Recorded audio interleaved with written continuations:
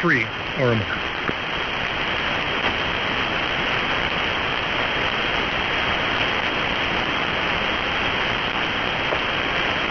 KB3JZ. What was that whirring sound when you were tuning up? Probably the microphone sitting on top of the amplifier. Okay. And I was using the Mox on the radio to key it and not holding down the mic key. I should have recorded what that sounded like. That was weird. Well, the microphone was sitting on top of the amplifier, and you know it's got one of them high-speed fans. Mm-hmm. Squirrel cage. Think Jeffy will be able to get her tuned up tonight? No. You think he's going to do anything about it?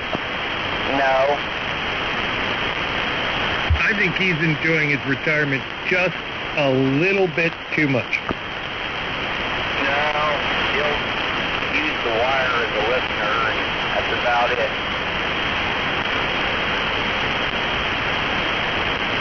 Well, he's always got the, what is that? The multi-band antenna receiver. The disc cone. Yeah. That'll receive 160.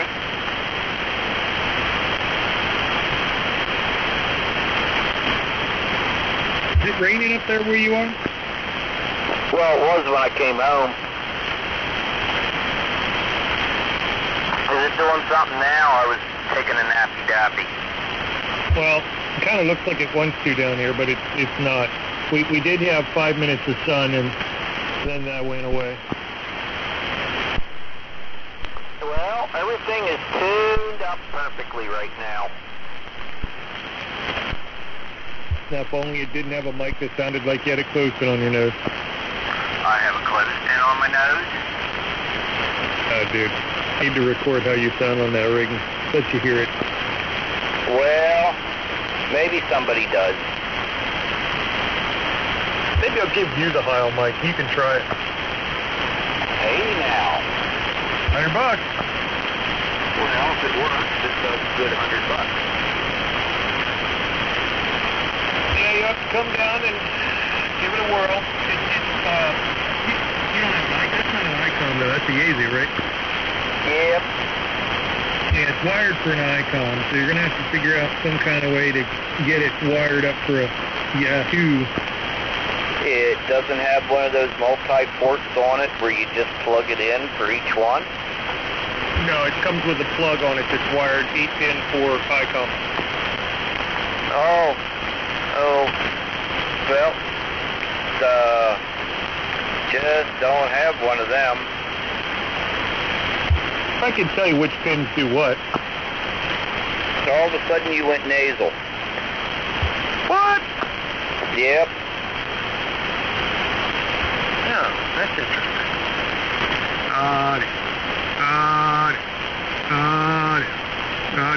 I don't know why that would happen. Well, you're back to yourself now.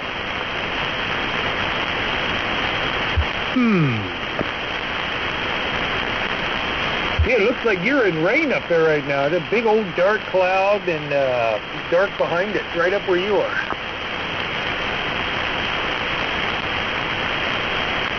Well, I just peeked out the window, and everything's still dry. Must be over the berg.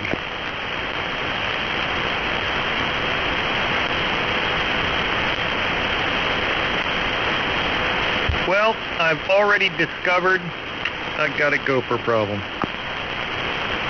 Gopher? AKA groundhog. And it's a shame. Down there where you live, you can't give him lead poisoning. Oh, well, my neighbor does. He's got a 22 he fires out of his back window, but the direction he's firing, there is nobody out. And, I don't know if he's got a silencer or what, but you never hear it. But if I were to let one of them off down here out my window towards the garden there, that direction there's just nothing but houses, and that's really stupid. Yeah, and everything in the garden is appetizing to him. And in the other situation, what are you going to put in the trap that he would like more than what's in the garden? A nice, juicy half of apple. Maybe. If it was a gopher. I'm assuming that's what it was. I didn't see him. But all of the telltale chew signs kind of got my attention on that. Well, I haven't seen a gopher, and I don't know how long. I've seen a lot of groundhogs. Of course, that might be what you're calling him. Yeah, it's gopher, groundhog. I know they're different critters. I call them gophers, but whatever. We don't have gophers here. Gophers are out in the Midwest. That's what I thought. They're groundhogs that, kind of went south for the winter. Yeah, the southern bunch of groundhogs. The illegal aliens.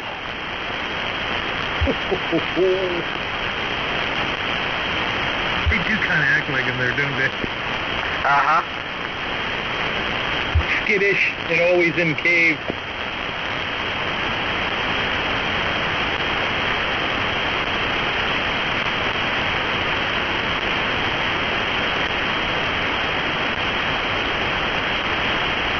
So I caught the nibble marks in the leaves missing off of some of the little squash plants. I have a spaghetti squash out there and a yellow squash and some other squash I planted out there, and ate the leaves mostly off two of them, and there was one leaf left on the last one. So I put metal rings around it, solid metal like rings, 20-inch aluminum sheathing.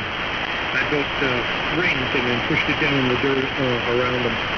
They can't get to them until they're at least big enough that they can't do too much damage. Well, you're going to have to put a nix to him just as soon as you can, because they only get hungrier. Indeed. He didn't touch the sweet potato plants, though, and they're young and tender, too, but he didn't even touch those. Interesting. So I'm kind of wondering, what the heck? What's going on? I mean, why would he only touch the squash plants and not... so I'm not sure what exactly it was that was out there, but I haven't seen any groundhogs this year at all. So if it was real early in the morning. Well, it's not a rabbit, is it? I haven't seen any of them in years. Could be a rabbit, because they like to nibble a lot. But with the groundhog, you're going to find his hole somewhere. Well, that's what we looked for today. Me and Jeffrey, my Jeffrey. We walked around with the girls out there today, all around the garden, all around the perimeter, even in the usual places, under the shed, no new holes there. The old hole's still covered. There is one spot on the fence towards my dad's place where there's an open spot, but it doesn't look like there's any trails that have been recently. I can always tell if there's been a critter going through the grass there because it's kind of folded over a little bit, but there's no clear paths represented by travelage there. So whatever it was, I'm thinking maybe it might have been some kind of flying critter, but I'm not really sure. But we'll find out soon enough. Like you said, as the time goes on, they only get hungrier. Well, flying critters aren't vegetarians.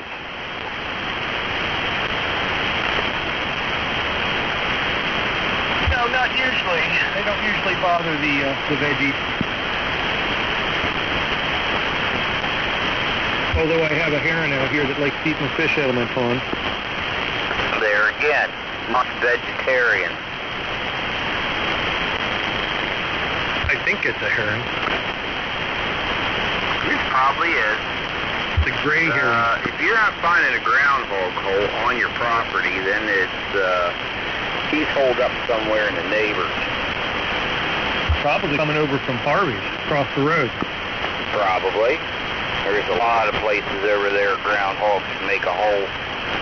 Oh, that big open field. Then there's Eshelman Street, and there's the row of houses there on the other side of Eshelman. And then behind their property is a little alley, and then it's a big open field. So it goes back to the woods there by the park.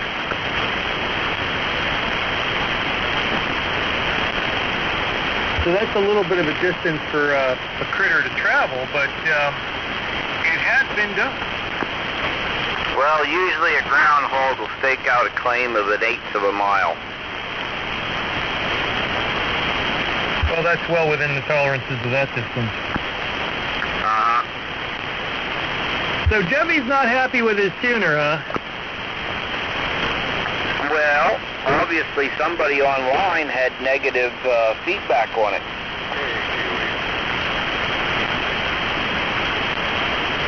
But I don't think he personally himself experienced any negative on that tuner yet. No, but he takes his I'm trying to think of the word. His equipment, his reviews, that's it, very personally. You squibbled up when you went high on your audio when you said personally. I squibbled? Yeah, I don't know if it was an amp squibble or if it was a mic squibble, or watch your high points there when you're driving it hard on your audio. Just watch for anything unusual. Well, it might have been at the end of the amp.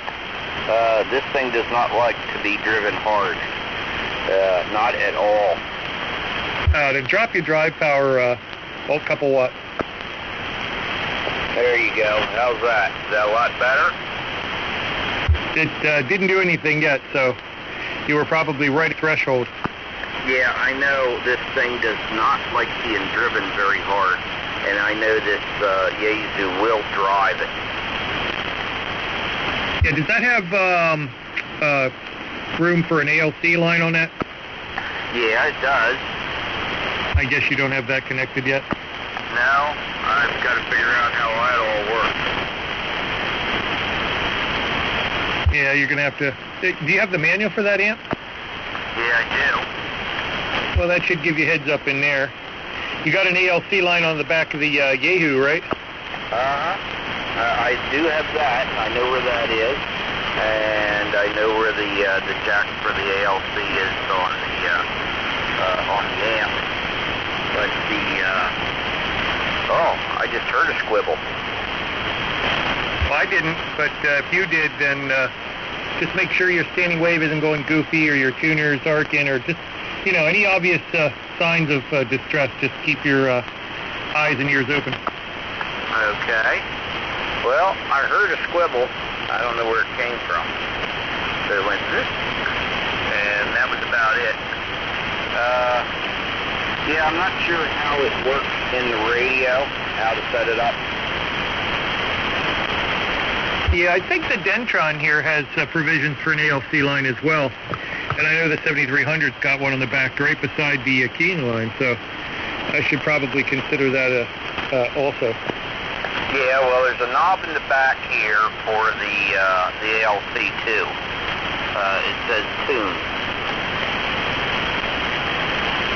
Well, I believe what the ALC does is it kind of watches how much you're driving into it and kind of keeps an eye on it for you. Okay. I'm not really sure. I'm not 100% on that because I've never really driven an amp with an ALC line, and I'm a little ignorant on all of that. So you probably want to talk to one of the guys, either Ray, Randy, or any of the other fellows that are older on here that got a little bit more experience on all that because, well, as you know, for the longest time I was running that amp that was solid state there, didn't have provision for that. So I had no idea how to do anything with that. But the reason I mentioned it is because that might prevent that little, going right to the top and possibly overdriving it. Yeah, but there's also an overdrive circuit on this amp, and it has little red lights that'll come on, says if it's overdriven. I haven't seen it come on yet. Now, keep your eye on that tuner. Well, the tuner is, and it's flat right now. It only moves just a tiny, tiny bit on the right side needle when I'm really punching it. But it's fine right now. Yeah, then you're probably within the tolerances of your settings and the devices, so you're probably all right there. But yeah, just keep an eye on things. You see some smoke going, or if you hear the fire sirens coming up the street, you might have a problem. Oh yeah. Well, my vertical is crap. Crap? Which vertical you mean? That vertical we put up, the inverted L. Oh. Did that finally fully come down? Well, it came down far enough that the tension in the cable decided to make the pulley spin in circles. So you basically are shorted at the end. Oh, big time. Yeah, you can't use it that way. Looks like a lanyard.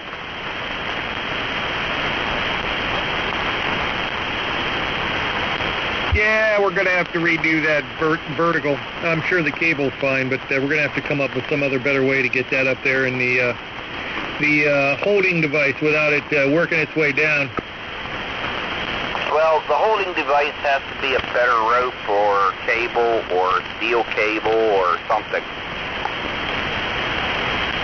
Yeah, that, now, why is it doing, hold on. Audio. I don't know why it does that. Does what? Ray's right. I gotta tear this thing apart, pull the relays out, run a dollar bill through it 100 times, clean the contacts. What, the Denny? Yeah. It was doing full boogie, and now it's down to, like about half. What's your drive? Same drive. You didn't hear a snap, did you? No, it just does that every now and then. If I use it long enough, it'll come back. It'll just go full power. It's a connection problem, and probably one of the relays has got a carbon on it, or one of the contact pins on one of the tubes isn't completely happy.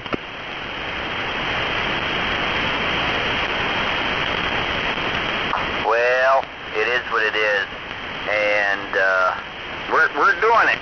We are doing it with what we got. Crusty old boat anchor still out in the bay. Yeah, and my power supply gave me a hernia getting it in the house. Oh, I can imagine that thing there. Yeah, God. What's the plate voltage on that? Let me check. Bet you something like 37. N3 or more.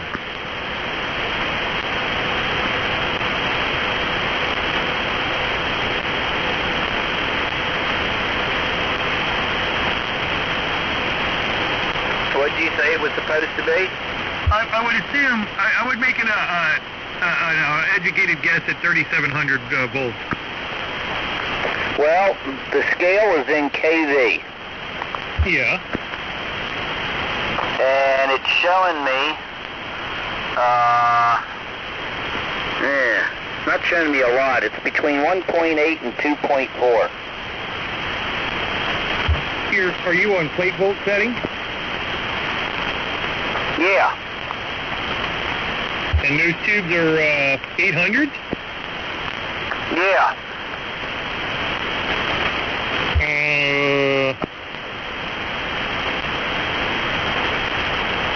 Well, I'll tell you what.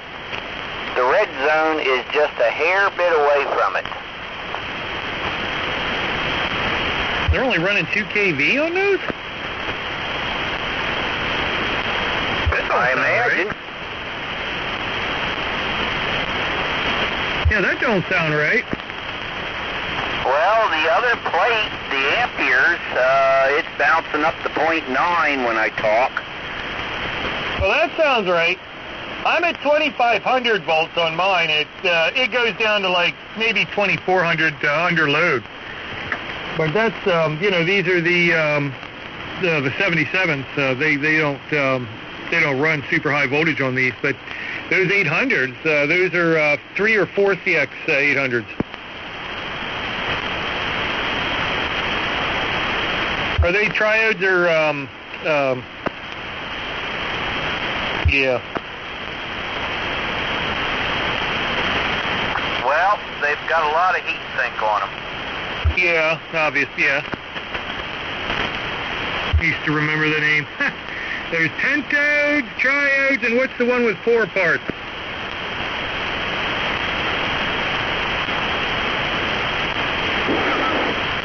Having a brain cramp. Tetrodes. Tetrodes, yes, thank you.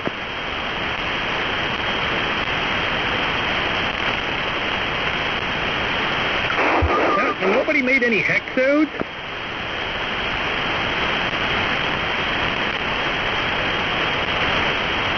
Guess they ran out of pins.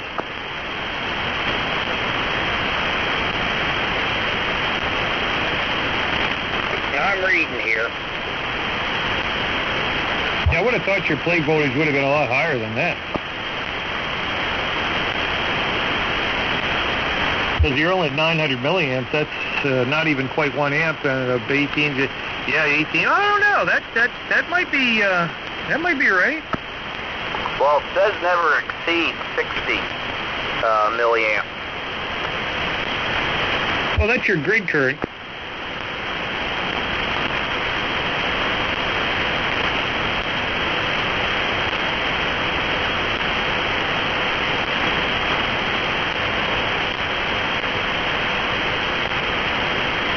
Go ahead and ID.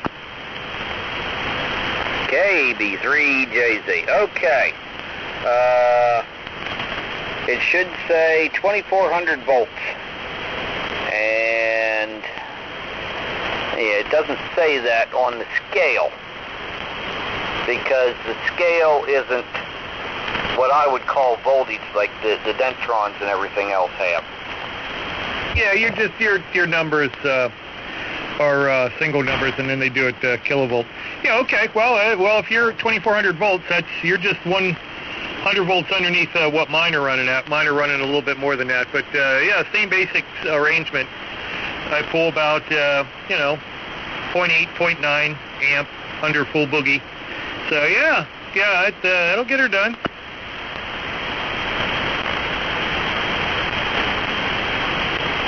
I wonder what the maximum plate voltage is on those tubes.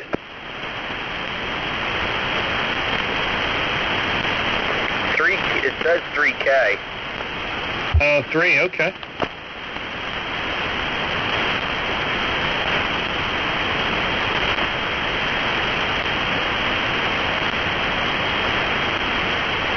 And you say it swings down to 1,800 when you're putting it under load?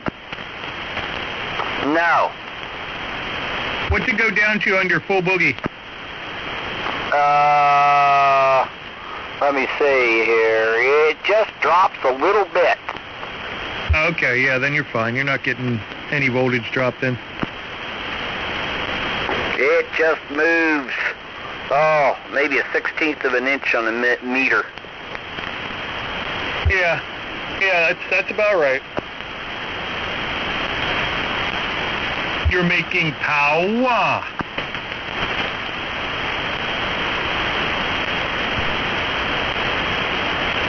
You don't see any smoke coming from the woods up there, do you? No, I haven't heard the fire whistles yet. You set that pine tree on fire. That'll be interesting. Well, I've got some papers here in the folder that it came with, and it says it was recapped, 7 capacitors,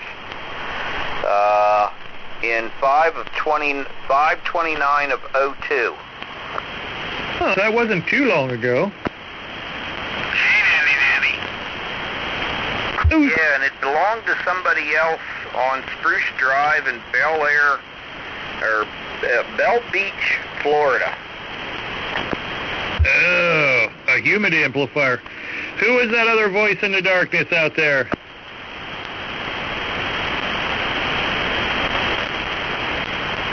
N3 or more. N3S and 1SAG. You have taken a look at the inside of it, I take it? I saw the picture. Oh, but you haven't taken the cover yourself off. Heck no. You didn't even venture to look inside, yeah. Well, the Dintron was immaculate. It was super clean, very nice looking. I'd only go in there if something happened. And 1SAG. There's the N1 station. Yeah, November 1 Sierra Alpha Golf. What kind of amp is he running? You hear him, Gary? Yeah, just barely, but he's readable. It's a 10-Tech Titan, model 425. Oh, all right, 10-Tech. Yeah, Ray had a 10-Tech. Yeah, he said last night it's a very good amp. Yeah, I don't know. I wouldn't know. But it's working, right? Yep, and Ray said it was a very good amp. Leastwise his was. Well, it's making my meter go all the way up. Am I pegging you down there? No, you're giving me about 40 over. That's about what you're giving me.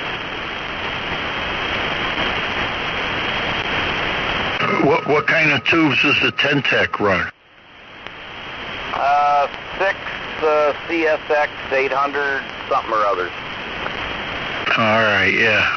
And there's 2 tubes? Just 2. Roger.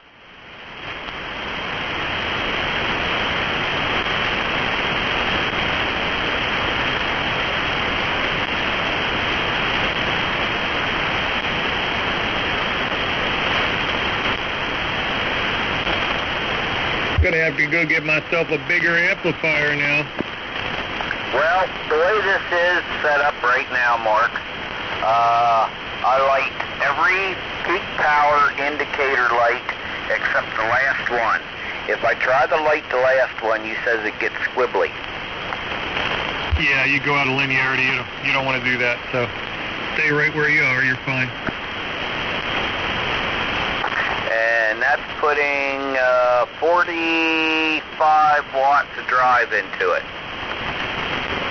I'm here. Hello. I think I heard Ray in there. Is that you, Ray? Yeah, that's me without the amp. Ray, you had a 10-Tech, didn't you?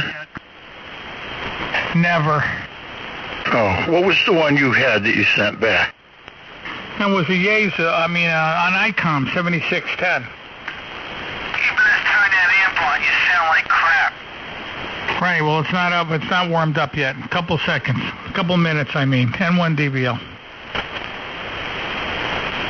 I could have swore you had a 10-Tech.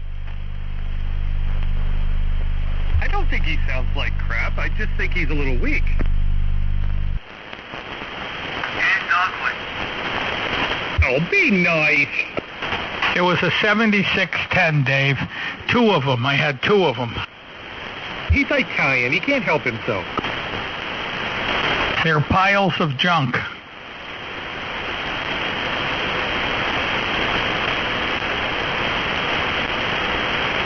No, I'm talking about this guy's amp. He's got a 10-Tech amplifier.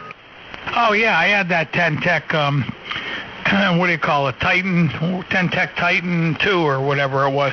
That was another pile of junk. What? Yeah, you just got thrown under the bus. Yeah, but he said it was okay last night. Yeah, but you have a different amp. You got the one with the 3 CX 800s. I had the one with the Russian tube. It was a 10-Tech Titan 2. Biggest pile of junk ever made. So let's say it's 2. Your amp is which one? It's the Titan, but it's the 425. Yeah, that's a very good amp. See? Okay, you're back out from under the bus now. Yeah, but my legs are broken. You almost gave him a chance to get excited early. The Tintec Titan II with the 4CX 1600B Russian tube. That was the biggest pile of junk ever made. It was just a giant piece of crap. Well, did you listen to yourself what you said, Ray? About what? Russian tube. Yeah, well, I don't think it was the Russian tube that was at fault. I think it was the design of the amplifier. To accommodate the Russian tube. Well, whatever. It was a pile of junk, believe me. It was the worst amplifier I have ever seen in my life. Well, there you go, Gary. Don't put any Russian tubes in your amp. I won't. So where's Randy? Where's all the big guns? Where is everybody tonight? WA1QZK is here. How you doing? You're already here. I'm just a wannabe. No. You're at the lower end of big gun yet. You just need a loop. Okay. I'm on with the amp now. How's that? Better? That's gooder. There was a W1 in there. Okay. Somebody else in there? Go ahead. WA1QZK, Ron in Boston. Okay, Ron, where are you? I'm about 20 miles northeast of Boston. Okay, yep, southeast of Boston. Okay, it puts you pretty close to the Cape, doesn't it? No, I'm northeast of Boston, near Salem, Mass. Oh, okay, so where the witches are. Yeah, the bees. I thought they killed all them. They did. They killed a lot of them, that's for sure. Hard to believe people were so stupid back then. They had another witch hunt recently. Yeah, they didn't get Hillary yet. What's the most recent witch hunt? I don't know, but Hillary's got to be the head witch. The Russian investigation against the Trump campaign was the witch hunt. Oh, well, yeah, that. So anyway, how's my signal tonight? Yep, we're running 1,500 watts. Ray, it's the greatest. Hey, I'm going to give you a warning, though. The wiener's out. The wiener's out? Ray, that is the greatest weak signal I've ever seen. What wiener? Wiener's What are you out. talking about? Wiener in New York? Was he crazy again? He's free. They let him free today. Oh, no. Oh, he was in jail? Yeah, they said, I don't know, 18 months? That wasn't long enough for him. What a sicko. He's like in a halfway house. Yeah, he's a sick individual. Typical Democrat. They're all sick. I haven't met a Democrat yet that isn't sick. Well, you live around a lot of them up there. Well, that's true, but haven't you heard me bitch about everybody up here since the beginning of time? They're all sick. No, they're just brainwashed. Well, no, they're not brainwashed. They're stupid. They're so stupid that they can't see right from wrong. We're surrounded by him, Ray. Yeah, well, we had a guy come in here one night. He was great. He hated Trump. So I said, well, give me something worthwhile. What do you hate Trump for? Let's talk about it. Well, look what he did in Puerto Rico. Puerto Rico has no electricity. That's why I hate Trump. What a jerk. What did Trump have to do with that? Well, apparently, no matter how much money Trump gives to Puerto Rico, all the scumbag politicians steal the money, and it never goes to fixing the infrastructure. So Trump gave up trying to give them money, and this guy says that Trump's a bad guy because listen, the guy was an effing idiot, okay? He was just an idiot. He was just so stupid that he didn't deserve to even talk on the world-famous Toad Harbor net, which he doesn't. He never came back.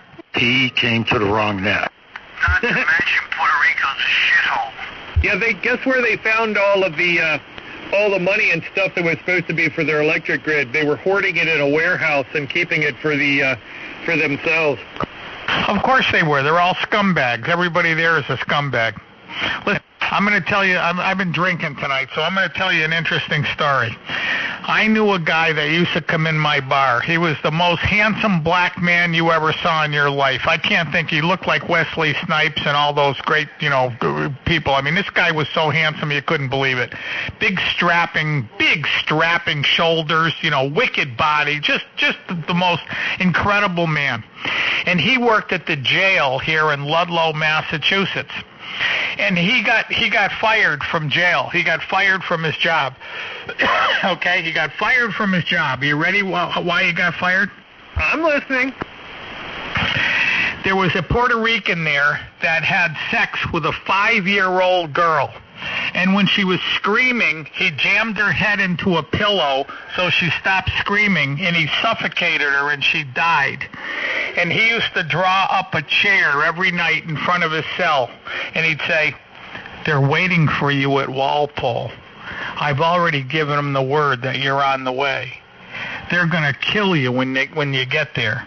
They're all waiting for you, every last one of them." And he got fired for that.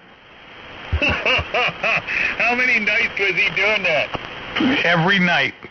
For how long? I don't know, but that's what he got fired for, and they should have given him an effing medal. Should have made him the warden. Yeah, I know how you feel about that, Ray, but yeah, you can't do that in prison. Why not? There are certain things in prison that, as a guard and a runner of the establishment, that you just cannot do. I didn't see anything wrong with him. Actually, he should have opened the cell door and went in there and beat the living tar out of him every night. Well, most likely that's what's going to happen to him when he goes up to wherever he was going. But, yeah, I wouldn't have done that because, the divine benefits from being a prison guard when you retire, I mean, they're like the best in the world. Yeah, but you got to draw the line somewhere. You don't got to worry about him. He'll get his when he goes where he goes, man. That was kind of stupid. I thought it was pretty good. So now what's he doing for a living now? I have no idea. I think he went to work for a big Chevy dealer. He was selling cars. Yeah, well, a guy that looks that good, that big, yeah, well, that whole prison guard, dude, you're in jail all your life. You're getting paid to be a cellmate. I couldn't do that job, I'm sorry. Well, I don't know. I probably could have done it with that guy. I would have figured out a better torture than that. Yeah, you gotta come up with some way that you don't get caught at something like that, Ray, because that can ruin your whole law enforcement career. Listen, I had another guy that came from the same prison, and he was a sergeant, and he was in charge of the guards, and he used to come in and tell me great stories. You want to hear another great story? I'm in the mood. Okay, well, if you start getting a little slurred in your speech, I'm going to have to take your radio from you. Okay. Anyway, there was a guard there that was having sex with one of the female inmates. Don't ask me how they had male guards in a female prison, but anyway, he used to go in and have sex with the girl every night, and it was consensual. I mean, it was consensual sex. But the girl, what she did, she would give him oral sex, and then what she did was she spit his stuff into a paper cup. And then the next day, when the guards are chained, he asked to see the warden, and she brought the paper cup, and she said, "This guy's, doing this with me every night, and this is the proof," and they got him. Well, that's only slightly disgusting. Well, that just goes to show you what kind of scumbags are in jail. Well, she obviously got tired of having sex with him. I don't think so. I think that those people are just like that. I think that's just what they're like. They're just scumbags, and that's all there is to it.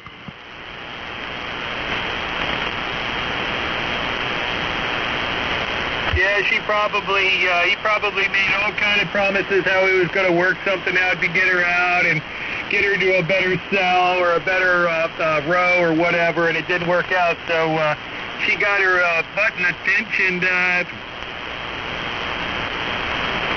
You people, some guy came in there and he said, typical conversation from 1930. Well, you know what? It's the truth, and that's all that matters. I'm telling you the truth.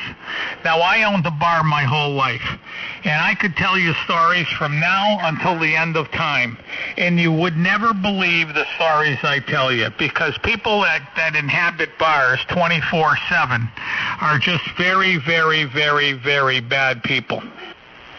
Well, we're all men here, Ray, and if they're offended by the conversation that men are having, then maybe they need to go to a frequency where the girls are. Absolutely. That's a really nice way to put it. That's very true. KB3EJZ, top of the hour. Yeah, N1DBL. They got to go to the powder puff frequency. Well, they have one of them on 80 meters. They have the Rainbow Net. It's actually for gay operators. They're all gay on that net. Guys or girls? Oh, no, these are guys. These are actual gay men, and it's called the Rainbow Net, and there's quite a few of them that get on there. Yeah, okay. Well, I don't have any problem with that. I can live with that. That's not a problem. Okay, hang on 1 second. I'm making a quick phone call. It's calling Randy. Oh, well, yeah, you know. Randy said he won't be home tonight until 8 o'clock. It's 8 o'clock. It's 8:01. It's raining down here now, Gary. Where's Gary at with that 10-tech amp, N1SAG? Oh, about 15 miles north of Mark. I'm in a little town of Marysville, about 6 miles north of the capital city of Harrisburg. Oh, all right. Yeah, I think I heard you in there a couple times in the past. All right. Well, very good. You got the amp up and running. Sounds good. And I'm back. Yeah, we're going to get Gary rigged up with a loop like I got here, so he'll be on top again, and I'll be second fiddle. Gary, don't let him hook you up with that stainless steel stuff. Yeah, Mark's going to give you some 40-gauge stainless steel wire. Situation there in being is I need some steel for the front of the house to make it telescopic to support it. We would watch out. He's going to try to get you to put up a 40-gauge stainless steel loop. No, Ray, I kind of learned my lesson on that one. That was pretty night and day there. There was no question about that. That's for sure. Just remember, the great and all-powerful N1DVL straightened you out. Go ahead and tell him again, Gary, what you're going to do, because Ray was keyed up with you there that first half of your transmission. No, I still heard him. I heard what he said. 12-gauge wire. You got to run at least 12 gauge. I was just rereading that article that I read for you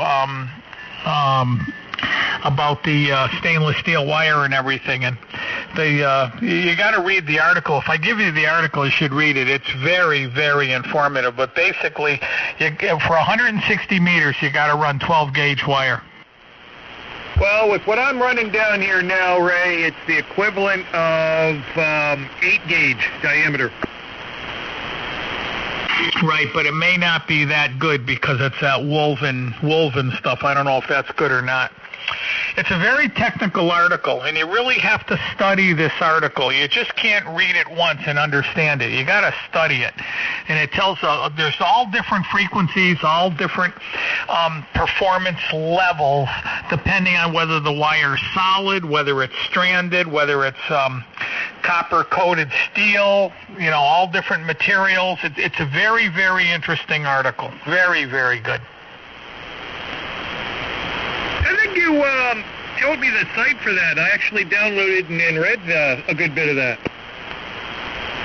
Well, it was a very informative article, and, basically on this band you should be running 10-gauge solid wire. Basically, that's really what you want.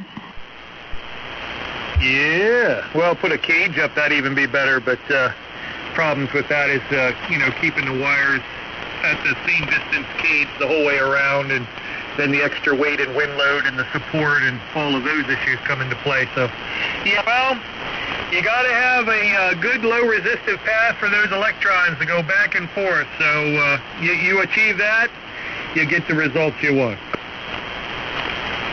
That's true. You need 150-foot towers, 4 of them, probably 150 feet apart. You put your full wave loop in the middle at 125 feet separation. Big heavy rope holding the ends up. Cage dipole about 18. All the 4 elements are caged about 18 inches in diameter.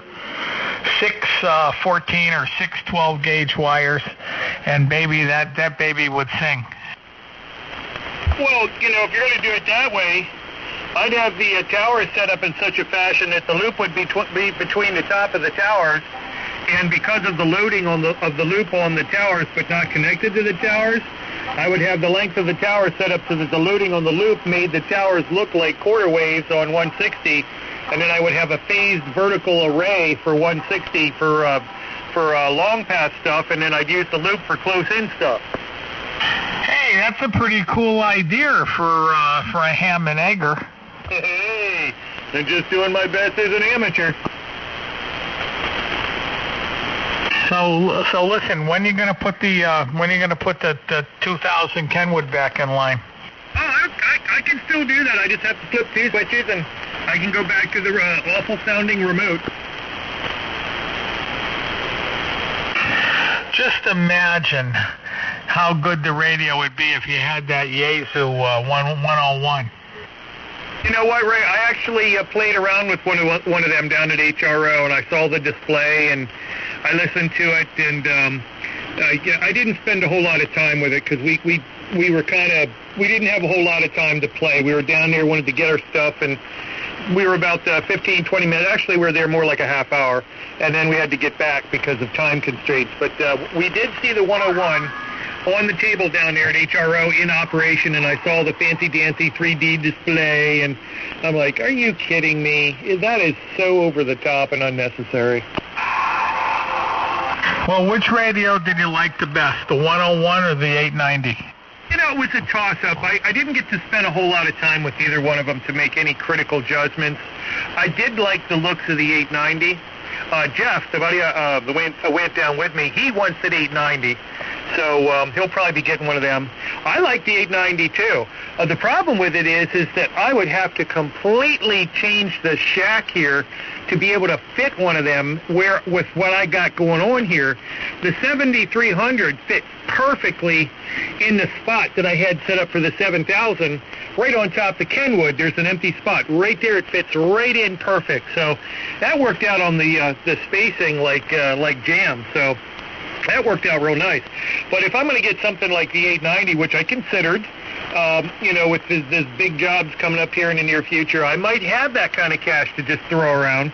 If I were to get one of those 890s, like I said, I'm going to have to... I probably have to move the 8-gallon wash tub tuner and build a table above that and move the tuner above that, move those speakers over, and then make an empty spot right here where the switches are to put the 890 right beside where the Kenwood and the 7300 are. Well, you junked the Kenwood, so that's gone. You get rid of the wash tub and you buy yourself a BT 1500A, and you just run the Kenwood into the BT 1500A and keep the 7300 for a spare. You'll have plenty of room. Right. You really seriously think I would get rid of my wash tub tuner? I don't know. I don't know. You built it yourself. That doesn't mean it works right. Where's the Balun? Does it have a Balun in it? Right, I can do anything I want with that tuner. If I want to make a Balun, a big-ass 5K Balun, and put it in there, I could do that very easily if I wanted to do that. I just haven't had any need to do that. I mean, you're not going to find a roller inductor that's better anywhere. Oh, no, but the Balun has to be on the input. It can't be on the output. I can design that tuner any way I want to. If I want to reconfigure it, make it a balanced line tuner, I could do that. If I want to put a Balun in it, I can do that. If I want to change the caps out and make them 10 kV caps, I can do that. I already have one over there. I got at the Hamfest. I'll get another one. I can upgrade the power output on this thing. I can put bells and whistles in this. I can put meters in. I can do whatever I want with this. You know why I can do that? Because I built it. I know what's in it. I know how to change it. I'm not getting rid of the tuner, Ray. I like my tuner. Well, just copy the BT1500A and you'll have a really fabulous tuner. It's already better than that kind of a tuner. Why don't you Is it send balanced? me a picture of that one you made for me? No, he doesn't see. He doesn't need to see that jalopy. That was just to get you by for a month so you could get a real tuner. Is it balanced? My tuner? No, my tuner, the wash tub tuner, is a non-balanced. It's just a T tuner. Right. Well, you know, the real hams use balanced tuners. Me and John. Now, John's the electrical engineer, so he has a balanced tuner. I'm smart. I listen to John. I got a balanced tuner. Ray, I'm not a real ham. I'm just an amateur. Oh, that's right. Okay. Well, yeah, that's right. Steel wire and a wash tub tuner. Exactly. And cheap. Really cheap. Signal's bigger than yours, so I don't think you use a balanced tuner. Yeah? Speaking of cheap, That's the loop. Yeah, well, don't forget the homebrew feed line now. Toad Harbor feed line. It's not really Toad Harbor feed line because I didn't use the right spacers and the spacing's different. But anyway. Are they 4-inch? No, they're not 4-inch. I'm using 2-inch here, but if I did it over again, if I ever built another one, I'd use 4-inch because it's just too much trouble to cut those down. I believe mine is 2 3/4 inches spacing is, I think, the space that it worked out to. Yeah, that's fine. It's not that fussy. If you got a good tuner, it doesn't matter. It'll work just fine. So anyway, where's Randy? KB2 ZVP and 1 DVL. N3 Ormal. KB3JZ. KTUA2. Okay, while you're waiting for Randy, I got some information for you. Is this Bob? Yeah, it's Bob, KT2D. Okay, go ahead. I'm listening. I'm all ears. About the danger area, firing Abrams tank, firing, discarding Sabo ammunition, the danger area, the pedals flying around out front. Oh, yeah. Christ, that's got to be, I'm guessing. No, let me just guess. That's got to be probably 400 yards. You're pretty close. So this is the safety thing that they give you. So it's conservative. So you're probably right. Most of them probably land around 400 yards. But for the safety thing, when you're doing training and what the crews are all taught, I was able to pull one off the manual. So if you take the front slope of the tank, the gun's pointing over the front, right at the front edge of the tank, you go out on a 90-degree arc, left to right, out for a distance of 200 meters. Then of course you're 400 meters wide, and then that 400-meter rectangle goes downrange for 1 kilometer. Wow. Yeah, I hate to get hit by one of those, boy. I'll tell you what, that'd clean your clock. Oh, you'd be in chunks. I'll tell you, the Iraqis must have been shaking in their tanks. Okay, not to change the subject, just going to make a brief announcement. 10 meters is open for all you high band freaks. Thank you. Oh boy, that's so exciting. Now you shouldn't even wasted your time. So were the Iraqis aware of what they were up against? It's hard to say, Ray. I mean, their guns, the ones that had T-72s were almost as good, but they didn't have the range. They had to close. Their tactics were to close within 1,500 meters before they would fire, and they just didn't have the fire control and the precision we had. So, it's hard to say. And some of those, I'll tell you, some of those the Republican Guards guys that we were up against, they were well trained, and I could tell they were well disciplined, because when we ran across tanks, and this is a couple of days after the war was over, some of them were abandoned or whatever, the real key to us was their automatic weapons. Their machine guns were clean as a whistle and oiled, and the ammo was clean, so you could tell they were pretty good. And they had good. They just didn't have enough of them. But I don't.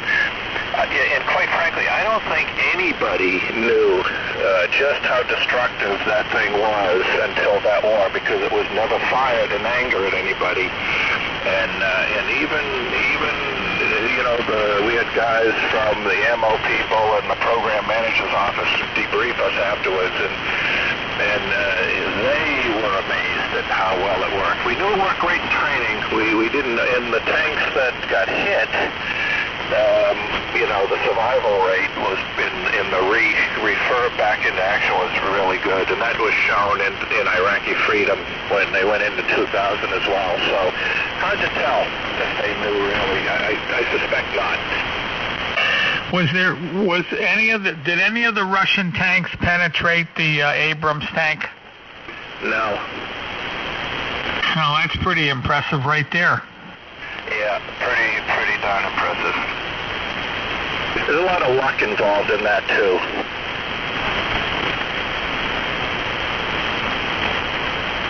Anyway, that was I had another one to get it to you, and we can get back to amateur radio and the new radios on the block.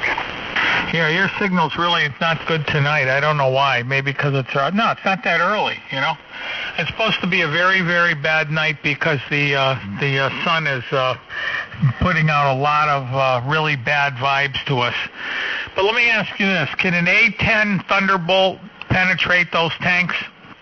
Yeah, because they go in from the top. So in other words, if they hit one of those Russian tanks, they can destroy it? Yeah, they'll do a good job on it, and they'll do a job on an Abrams or any other tank unless they have some kind of top cover or protective, active protection system. But see, here's the thing. For an A-10 to take out a tank like that, they got to be up very high and coming on straight down, and that makes them extremely vulnerable. When you look at all the propaganda films of the A-10s doing that to tanks, you look at them, they'll show a picture of the plane flying level near the nap of the earth, firing a burst. Front slope, no way. It'll just bounce off. Then they show the tank downrange, stationary, parked there, and all these traces coming in from directly above. So we call them staged assassinations, where they set everything up and then there's the target and shoot it till you can kill it. The problem with the A-10 coming in like that, at that altitude and that attitude up high like that, they're extremely vulnerable, and you don't meet too many A-10 pilots who are willing to do that where there's any kind of integrated defenses. What are they vulnerable to? AAA and missiles. I mean, they're all over the place. Oh, okay.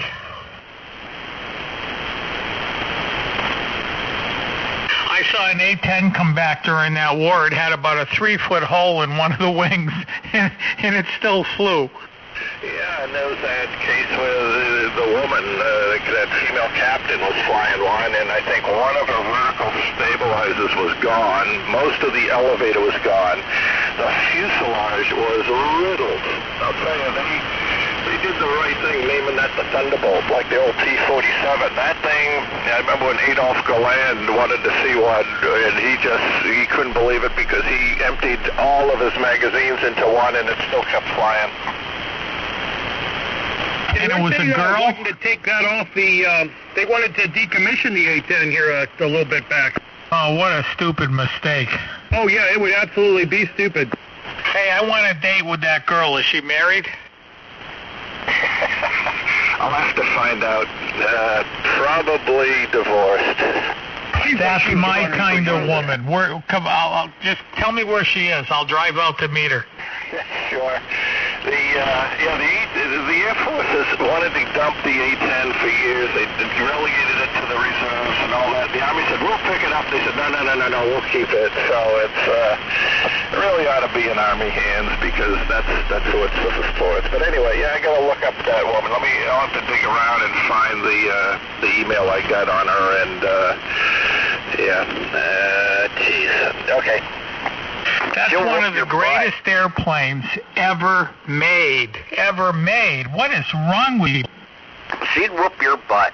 Well, somebody made him a promise, and they want to make $1 billion on some other thing, and well, you know how that goes.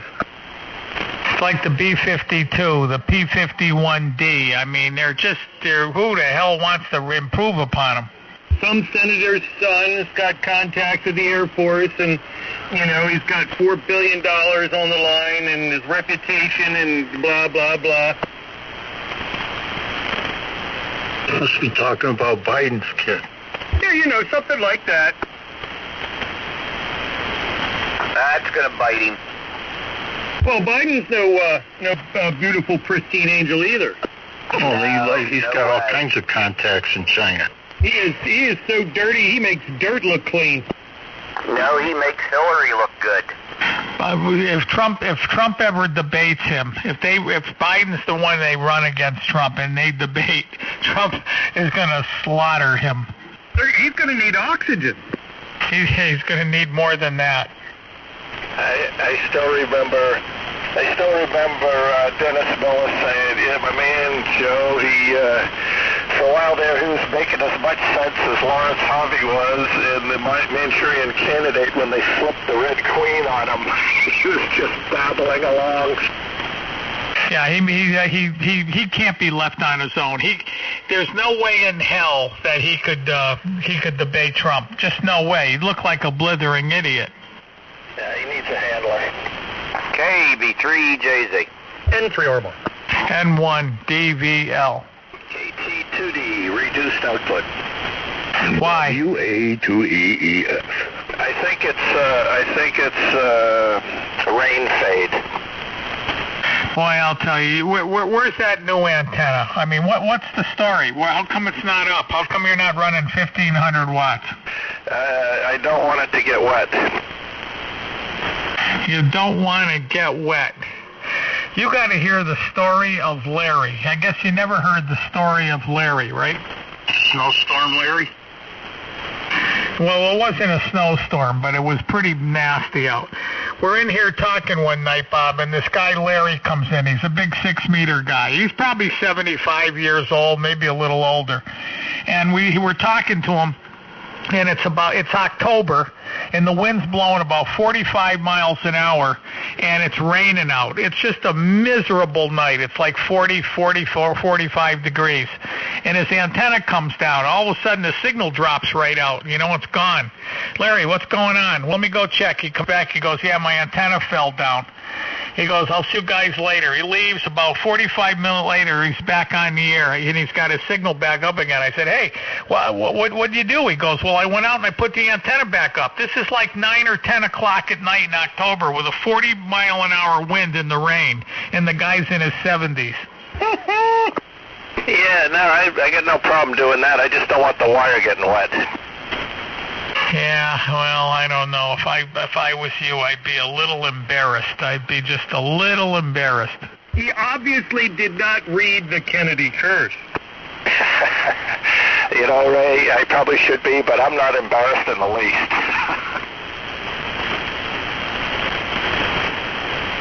I want to know how come you didn't make general.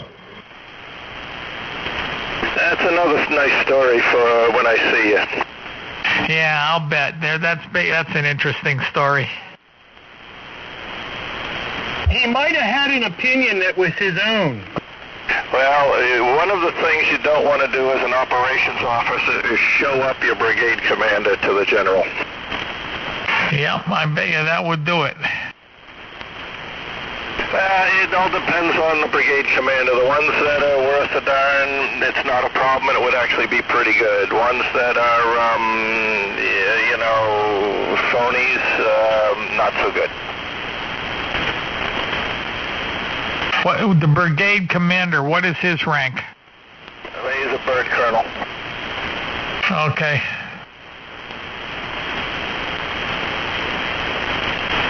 So, Gary, you still want to try this ICOM mic? Yeah, I'll figure it out. The mic you want to try is an MXL1 or an RE320. Probably the MXL. I would go with the MXL. Yeah, we know that, Ray. You tell us that all the time, but we're cheap and he has it already. I told you to send it back, get your $100, throw in an extra 59, and get the MXL. Oh my God! Is that the MXL BCD one? Yeah, that's the mic I would buy. I think that's the best all-around mic. Yeah, I got that listed here on my Ray notes. Yeah, that'll go really nice with your Kenwood 890. You have Ray notes? Yeah, I have a folder, and when Ray talks about radios, I write it down and then research it and say, holy moly, mostly it's pretty true. And the only thing I can't check up on is the experience factor, so that's what I go with. Yep, I got Ray notes. Oh, dude, it's definitely time for an intervention. Why do you think he's a general on the world-famous Toad Harbor net? Yeah, Mark, I think I got, let's see, I got 3.5 pages. I'm on page 4. Oh, my God.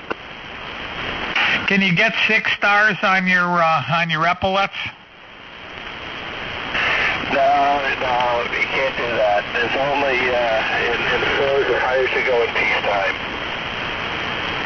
Well, how is that? 4 stars in peacetime, right? Yeah, right. 4's as high as you go in peacetime, and then 5 stars is solely a wartime rank.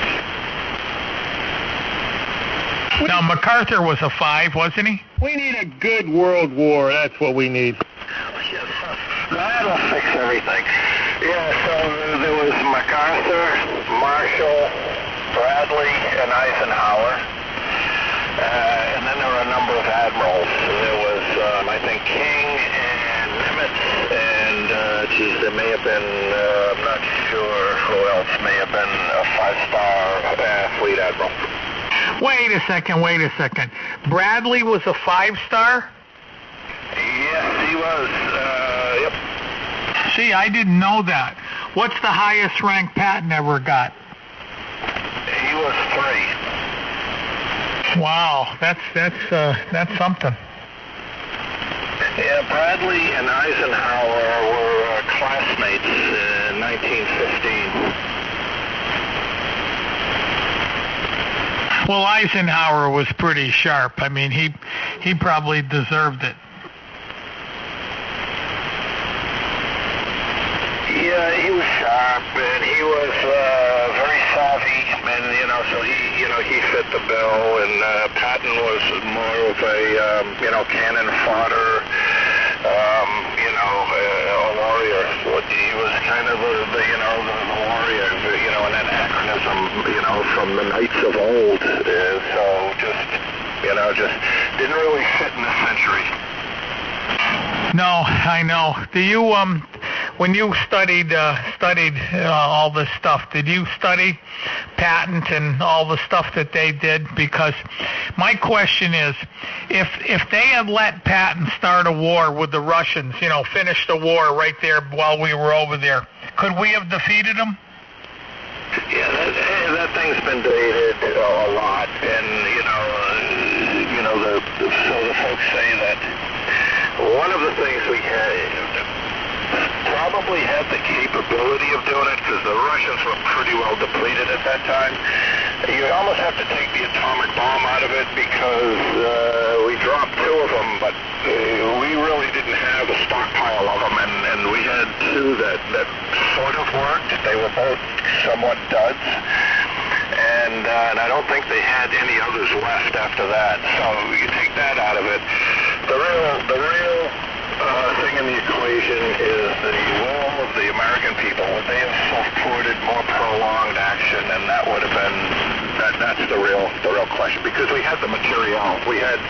Europe was almost sinking from how much war material, ammunition and fuel and vehicles and tanks that we had in planes. I mean, they were bulldozing planes into the sea after the war because they didn't want to bring them back. So hard to say on that one, Ray. A lot of debate on that. Well, I'll tell you what, you got to admit, in hindsight, that was probably a great idea.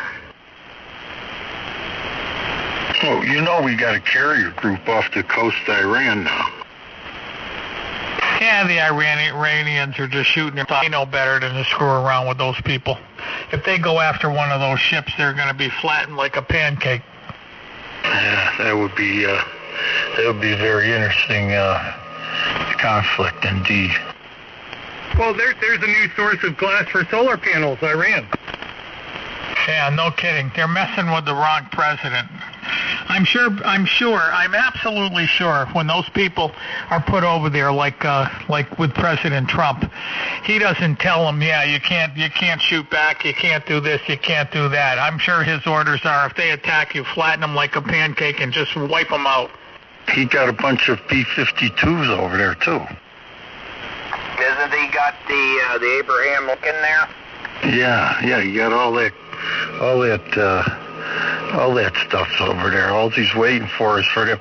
Remember they had them guys on the when Obama was in the White House. He let them humiliate them sailors on that boat. You know, I don't think it's going to happen anymore. NYCG. No. KB3EJZ. N3 or more. WG2E. Good evening, Toad people. Carl. Hey, Carl. Good to hear you, KT Titty. Howdy, neighbor Bob. How's things? Oh, they're going good so far. How about you, Carl? Oh, not bad. Waiting for a sunny day, but took advantage of the ugly weather and cleaning up my lab here, getting stuff squared away. Yeah, I'm waiting for a nice clear day too. The drizzle is starting. It just feels like I'm back in northern Germany. Well, I keep waiting for this big antenna test that's coming up. Yeah, Ray's been biting his lip here. Well, I don't know. I know what you're going through because when I was working on my loop, it was every day. Did you get this done yet? Did you get that done yet? And I had to keep the progress report daily. Hey, if I don't stay on you guys, you slack off. Thanks, Dad.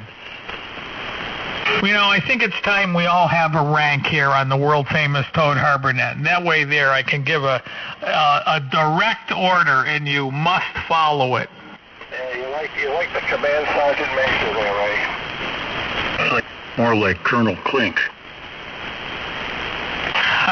Colonel Klink was great. What him and Schultz, what a great part they played. That was a good series. I used to watch it every night. So do I. I mean, you got to admit, Colonel Klink was just absolutely fabulous. What a great part he played. And General Burkholder, I think it was. He was good too. He was very good. No, they were all good. They were great. And the blonde, the secretary. Heidi.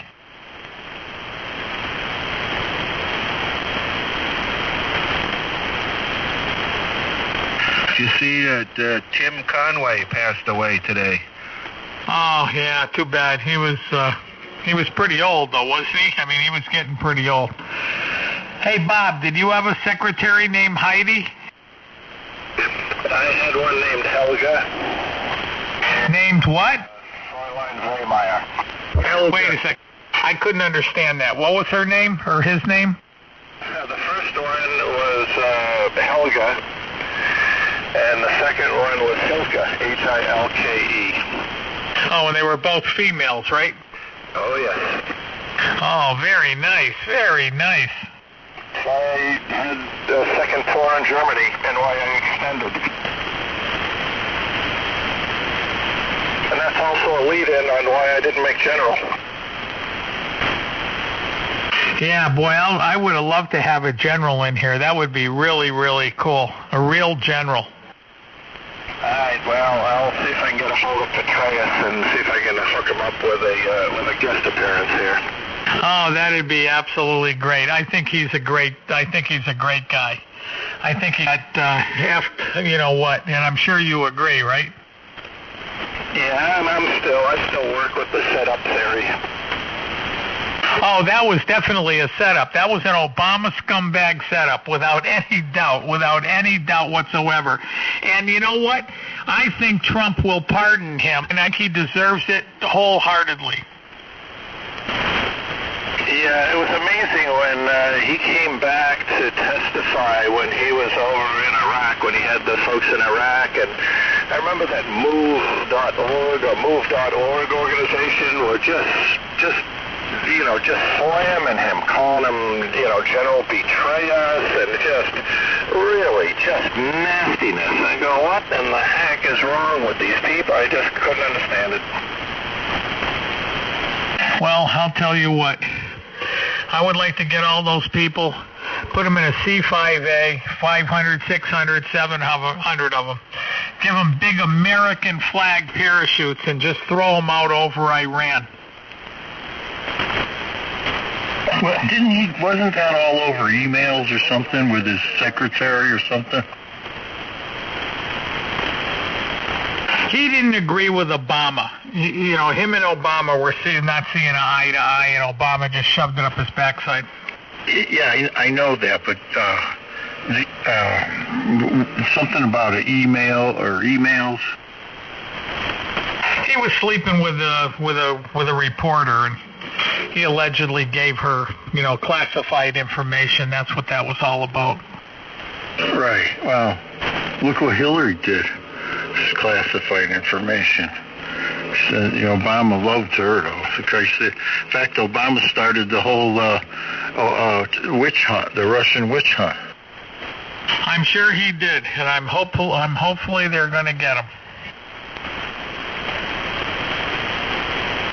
Plus, I think Petraeus had too much voter appeal, and he is a smart guy. PhD, Princeton, international relations, and I think Obama and his cronies saw him as a real threat. Absolutely, positively. That's like I said, the funny thing about it is I have no problem at all seeing through Obama. None whatsoever. And Hillary, too. I can see right through them like nothing. They're so transparent to me, and yet there's so many people in this world that think they're great people, and they're not great people. They're actually the worst people on the planet. They're worse than worst. They're lower than whale dung. They definitely are.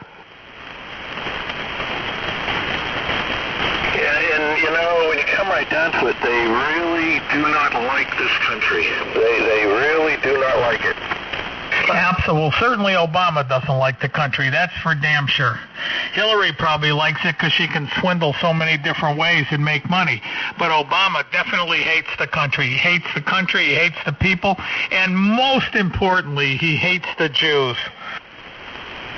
Why don't he move back to Africa with his mother? Believe you me. But I think when Trump gets done with him, you don't mess around with Trump. They're messing with the wrong man. I'm telling you up front, you watch what happens in the end. I watch the news all day today. It gets better and better. And it's just going to keep on getting better. And they're going to keep on arresting those people, and they're going to be looking at 20 or 30 years in prison, and they're going to go all the way to the top.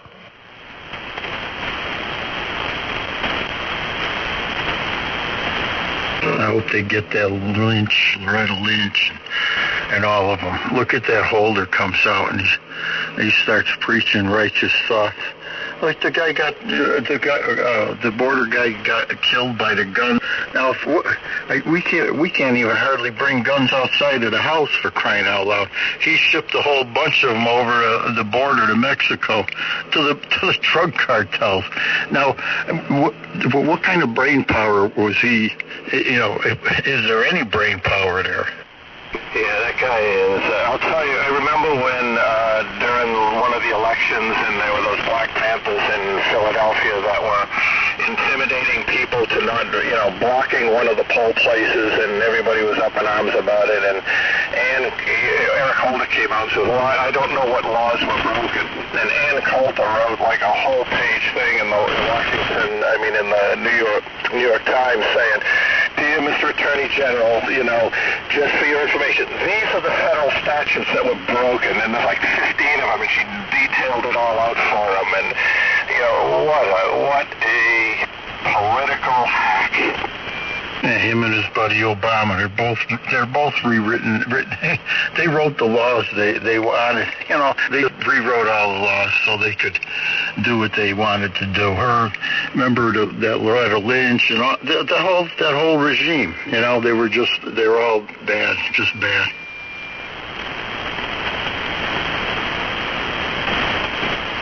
But they loved him. They voted for him again.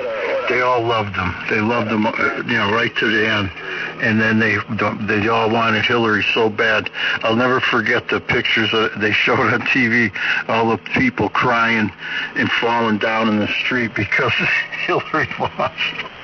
I would have paid a crisp new $100 bill, a $500 bill, to be sitting there when Hillary finally realized she lost. I would pay $500 to be there and watch that. That must have been spectacular. Didn't they run some pictures of her at the election party the night of the election? Wasn't there some footage? I never saw anything, but like I said, I would sure love to have been there when Trump got his 270 votes.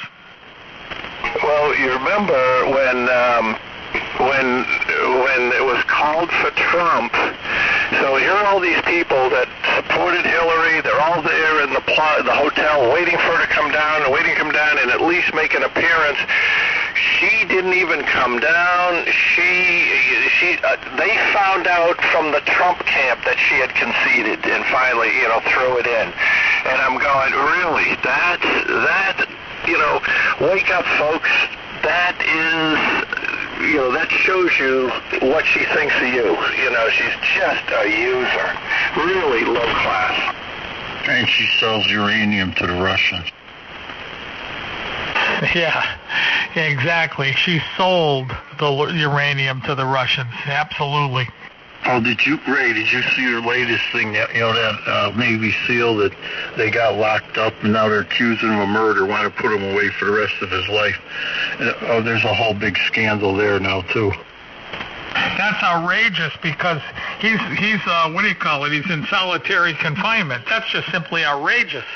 Yeah, no, they wouldn't let him communicate with his attorneys. Well, Trump intervened there, got him able to communicate with his attorneys at least, and telephone, and I guess his wife. His wife was on the news this morning, and there's this big scandal that the Navy had their phones bugged. The attorneys' phones were bugged by the Navy, and they admitted it to a judge.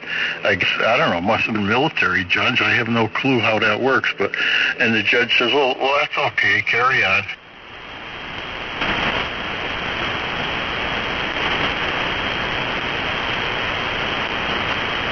Now, wasn't that in the theater of war? Now, in the theater of war, they train these guys to kill them, then they want to kill the enemy, and then they want to lock them up for doing so? That's a little weird, isn't it?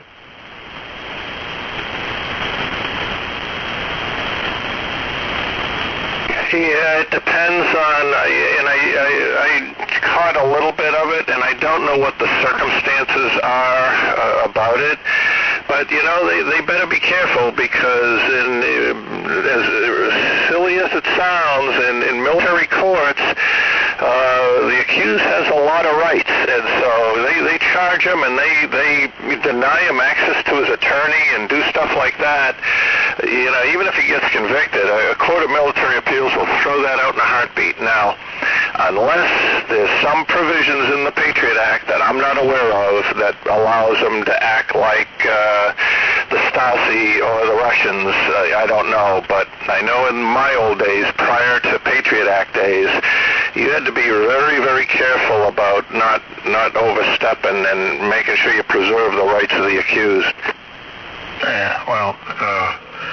They suppressed evidence of eyewitnesses that said he didn't kill this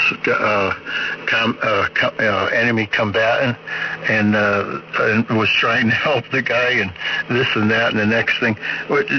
Just just trying to make an example of him, I guess. I have no clue.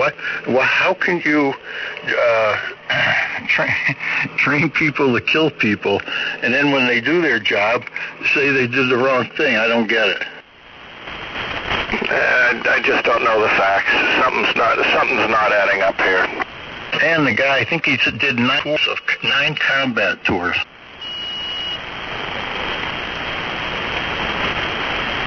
Yeah, there's something radically wrong with that whole deal. Like I said, eventually, I'm sure Trump will probably just pardon him. Well, there should be some justice for the guy. I don't even know why I don't even know why he's in jail now. I don't get it. I don't know how that. I'm sorry. I don't know. I had buddies of mine that when the Marine Corps went to Vietnam, came back not right, because of they did their job. You know what I'm saying? It's a sad thing to see that somebody get punished for it. Hey, your job is to kill the enemy, period. Kill the enemy, and that's what they're doing now. Trump is wiping out Al-Qaeda and all those militant crazy people, and they're just killing every one of them. And that's the way it should be. Just kill them until they're all dead, because you cannot reason with those people at all. No way. You just can't do it. And did anybody see the mosque where they had the little kids, 7, 8, 10 years old, chopping and want to chop off heads and everything? That just tells you everything you need to know. That was in Pittsburgh. Right, well, that's what I'm saying. You don't think that every mosque in this country is doing the same thing? They're all lying, thieving scumbags. Believe me, I had a whole bunch of those people across the street from my restaurant, and I got to know them pretty good. And believe you me, they hate America, and they hate Americans. Well, Obama loved them. Well, Obama's a piece of garbage. So you don't want to try to reason with fanatics? Yeah, I reason with them with a bullet. Yeah, that's like the Hillary fanatics. They still haven't gotten over it. Look at them there. Now they got Donald Trump Jr. going in front of Nadler's little quiz show there. Oh my God. He's a fool. He's a fool if he goes in front of him. You should tell him to F off. That's what I would tell him. I'd go there. I would go there and show up and sit down and walk right up to that piece of crap and say, you can F yourself. And that's the end of that. And if he said anything, I'd punch him in the head. That little fat bastard needs a good left hook so hard that it knocks him clean right out. He's a disgusting piece of crap. Doesn't he look like Humpty Dumpty? He looks like he's been eating too much, that's for damn sure. Hit him hard enough that his old man will feel it. Absolutely. What a pile of garbage. Just amazing. Just mark my words, everybody. Trump's got a plan for all this. Believe you me, they messed with the wrong guy.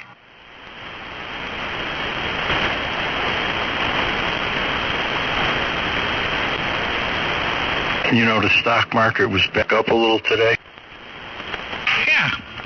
I've listened to some really sharp people talk about what's going to happen with this, and China's in deep shit. They're messing with a country that has a far bigger, annual product than China, and Trump's going to teach them a real lesson.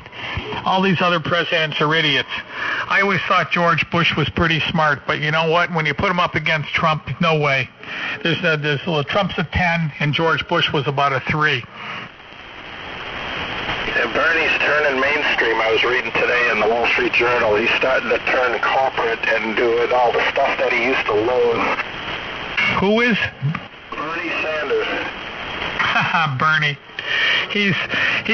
Hey, listen, Bernie's been wiped out by, what's his name there? The vice president. And if you get wiped out by the vice president, you must finally see the light and see how useless you really are. Oh, Mike Pence? No, by Obama's vice president, Biden. Biden's kicking Bernie's ass, and Bernie can't figure it out. Yeah, Joe, my man Joe. And Bernie's seeing the light. He sees how useless he really is. Shotgun Joe. Remember Ray said, "Oh, you don't need an AR. Just shoot your shotgun out the window. That'll scare the burglars."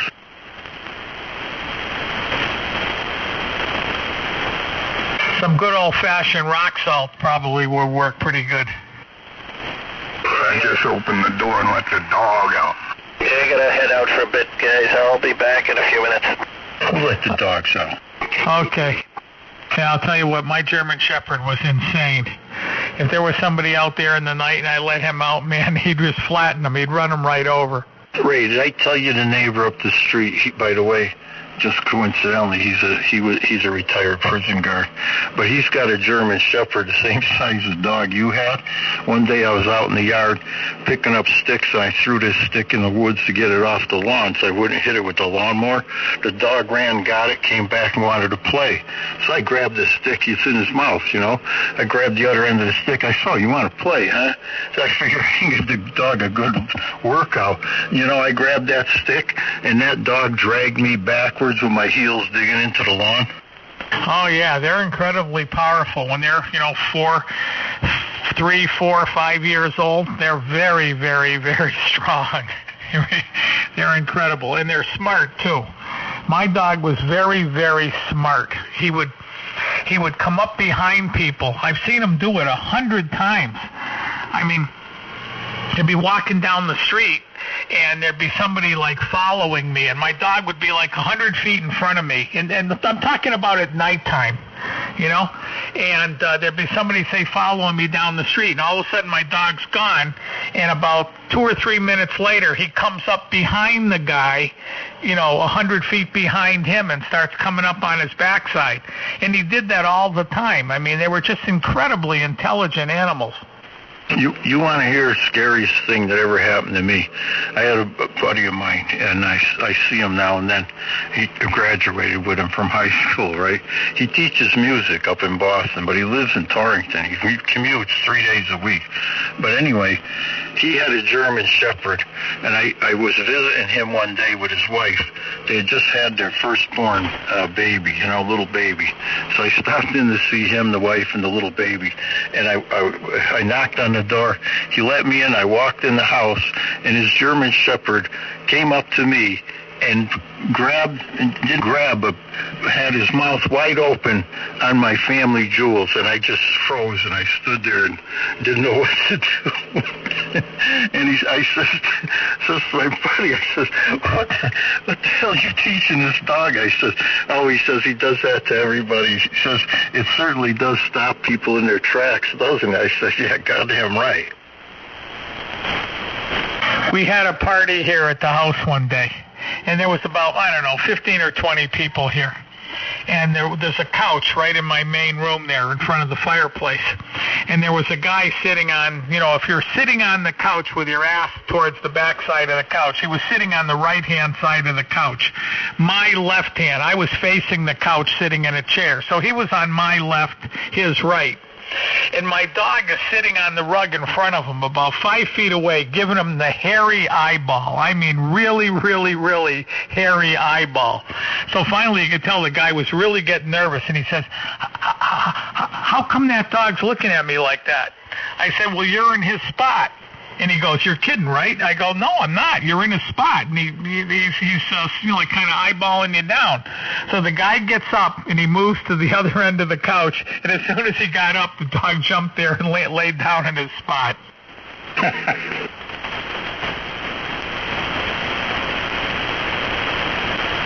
One day, I'm sitting on the couch watching TV.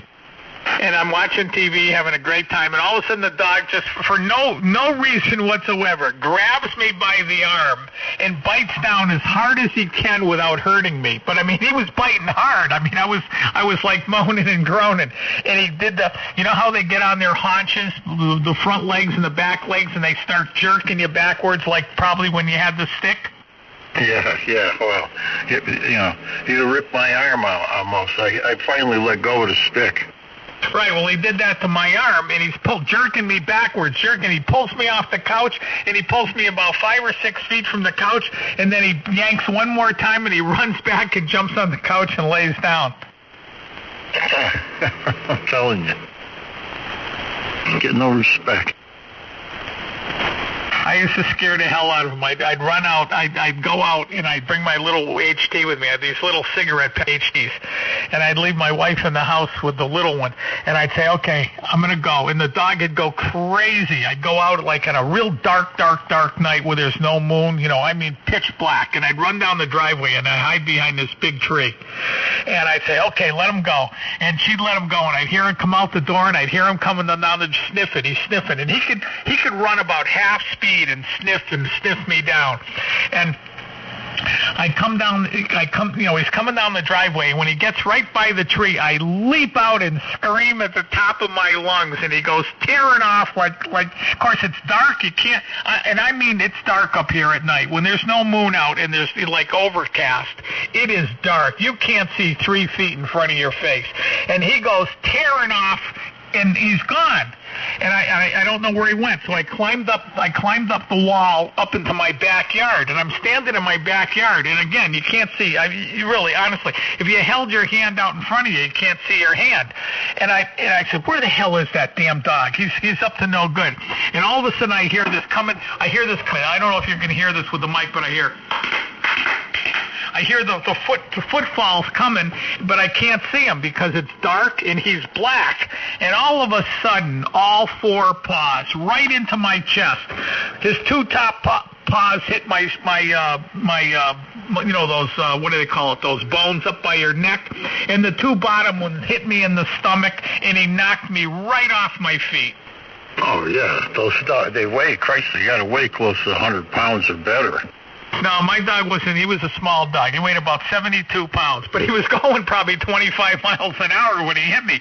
And he just leapt into the air, and he hit my collarbones with 2 feet, and the right in the stomach with the other 2. And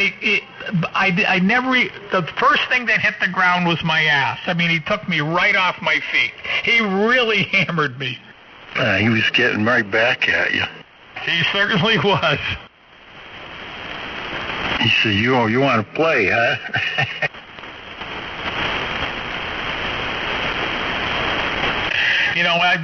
Back then when I had that dog, there was always this thing it was on Time magazine, it was on nightly news. Can animals think? And the scientific community decided that animals were not capable of independent thought. And that is so BS. That is just so BS. That dog was brilliant. He was truly brilliant. Yeah, no, I think all animals are capable of thought. I watch the hummingbirds, the hummingbird feeder, and all they can think about is, flying in. They think about getting a drink, and then they think about flying out. Now, if that's not thinking, right? Yeah, by the way, so something interesting. I was cleaning up my garage, and I have this little tool set. I always leave it on my stairs. And I brought it out, and I was putting all the sockets back in their right spots and everything. It was all mixed up. And all of a sudden, I see this, beautiful, shiny green thing, in the sockets. And I said, what the hell is that? Little tiny thing. And I pick it up. It's a dead hummingbird. Poor little thing. I don't know how it could have died. It must have got locked in the garage, and they keep on flying. I got one in my house one day, and it was up against the windows, up the windows up on the roof, and I couldn't get up there. So finally, I got a big net I took a net and I put a long stick on it, and I got it in the net, and I got it in my hand, and then I brought it outside and let it go. But when I let it go, it could barely fly because they have a very limited amount of energy stored, and if they don't get their energy suck on some plant every 5 or 10 minutes, they run out of energy. Yeah, I guess. They're at that feeder all day. I got 2 feeders out there, and they fight over them. They zip down at each other and buzz around, and they're a lot of fun to watch anyway. Oh, they are incredible. What a machine. They can fly, backwards, up, down, sideways. They can just fly any way they want. Yeah, we got a family of hawks, the young hawks I saw this morning. Young hawk came zipping down low, and it was like on a gun run, and he flew right into the woods. Right, they can fly right through the woods. It's amazing. Yeah, I saw one day. Took off from a tree, and he flew right through branches and trees, just left, right, just amazing. He's flying 30 miles an hour, and yet he can go right through the branches in the middle of a tree and not hit anything. Then I think it was Saturday. It was a beautiful day. I don't remember what day it was, but it was a beautiful, sunny, clear day.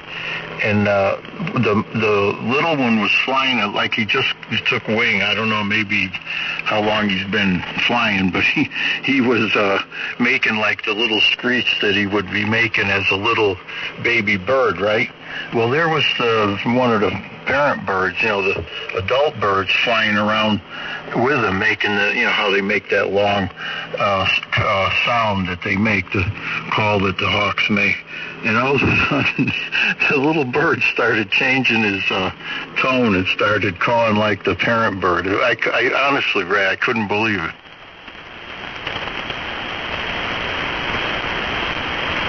I've had the hawk come flying through my woods when I was out there chasing after a little bird. It was the sharp-shinned hawk, and he went so fast through those trees you could hear his wings nicking off the little twigs and things. One hit one of the legs on this 160 antenna last season, and he did a quick regain and landed in the hemlock tree next to it, and he was like ruffling his feathers like, what the hell happened? But yeah, they come flying through, but he hit the antenna wire. Yeah, maybe I should have used white wire. Yeah, I don't know. This is gray, this wire that he hit. Hey, Peregrine Falcon. Wait, Bob, did you get back yet? I got a question for Bob when he comes back. Don't tell him if you know the answer. We got peregrine falcons that nest under the Dunn Memorial Bridge down here in Albany. And they have a camera there. You can look in their nest and see the little guys. And I took a cruise on the river a couple of years ago, and when we got up near that bridge, you could see them flying in and out of there. Yeah, they're incredible birds. Truly incredible. Well, they like the cities, because there's lots of pigeons from to munch on. They'll be a G2E. Yeah, can you imagine being a pigeon going along at 30 miles an hour and a peregrine falcon dives on you at warp speed and hits you? Boy, it must feel like you got hit by a train. Yeah, it was like you wouldn't even know where it came from. Nope, you wouldn't, that's for sure. And when SAG, the neighbor that had problems on her bird feeder, the hawks were waiting for birds to come land on her bird feeder, and then they'd swoop in and grab a bird for lunch. So she says, well, I'm going to move that thing into the woods. I says they fly just as well in the woods as they do in the open. I says, let me know how that works. So a week later, I says, how's it going with the birds? She says, they pick them off one by one, no matter what I do with that bird feeder. Yeah, you can't get away from a peregrine falcon. KD2D, are you back? Well, these are hawks, just regular, the red-tailed hawks. Yeah, just get back. Okay, I got a question for you, okay? Okay, here it is. What's the top speed of a peregrine falcon in a dive? I'm going to say 110 miles an hour. Well, I saw this show on TV, and a bunch of scientists from a college got together, and they decided to figure out how fast this bird could go. Now, one of them was a skydiver, so what they did is he would jump out of a plane, and then they would let the peregrine falcon was his bird, and were very friendly with him. And he would jump out of a plane, and he would, free fall, and they'd throw the peregrine falcon out, and the falcon could free fall with him at 125 miles an hour, no sweat. So he would tuck into a ball, and the peregrine falcon would keep up with him. So what they did is he kept on jumping out earlier and earlier and earlier, and then they'd throw the peregrine falcon out after he had a 400 or 500 foot head start, and the peregrine falcon always caught him with no problem. So finally they affixed a very small GPS receiver to the Peregrine Falcon, and they strapped it right under where his wings fold, and it made a little bump in him.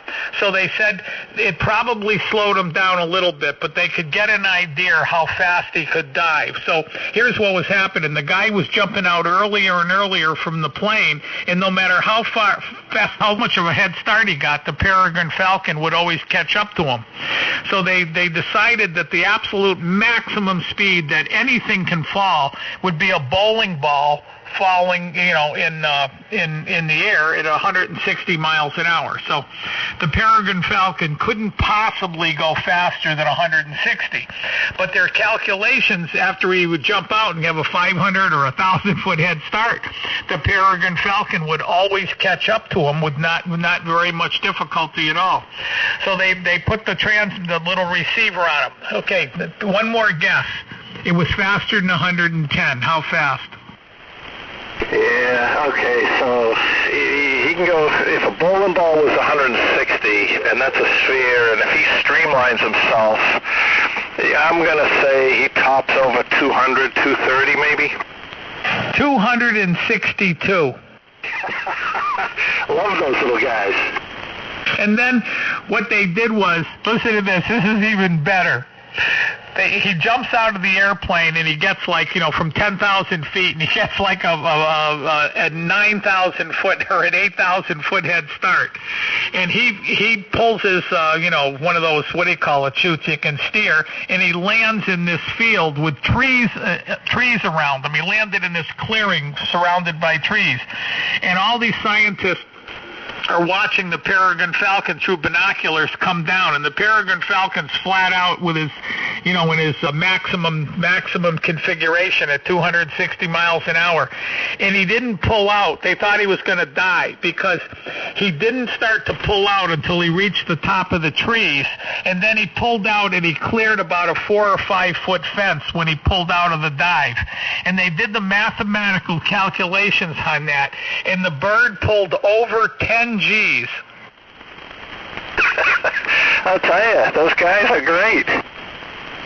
Yeah, they're amazing. They're amazing. And the thing is, the guy would jump out of a plane and he had a helmet camera on, and he would be gone, like a 1,000-foot head start. And here comes the Peregrine, and the Falcon would go right by him. I mean, right like he was standing still. It would go right by him, and then he'd reconfigure his wings, and you'd see it on the camera. He'd go right by him, maybe 30 or 40 feet, and then he'd come right back up, and he'd go up about 10 or 15, and then down 10 or 15, and back up, down, and then finally he'd be right exactly opposite him, and he would just follow him down the rest of the way. I tell you, the bird probably had a ball doing that, too. Oh, my God, that bird was having a great time, Just think, 262 miles an hour and can pull 10 G's in a pullout. Yeah, we ought to hire him. So I found that A-10 pilot, Major Kim Campbell. Call her up. Tell her you got a date for her. Tell her I'm dying to go out with her. Oh, God, phone call. Let me see who this is. Maybe it's her.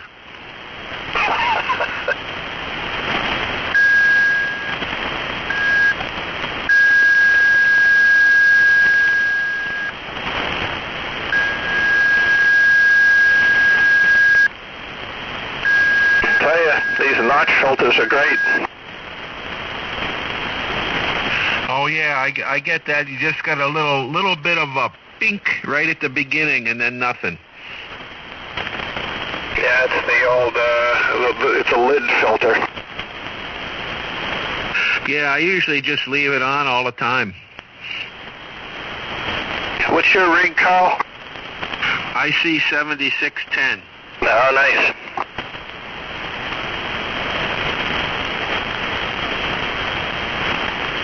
Okay, that was Randy. He wants us to wait. He's 28 minutes from home. Wow, that's a long day.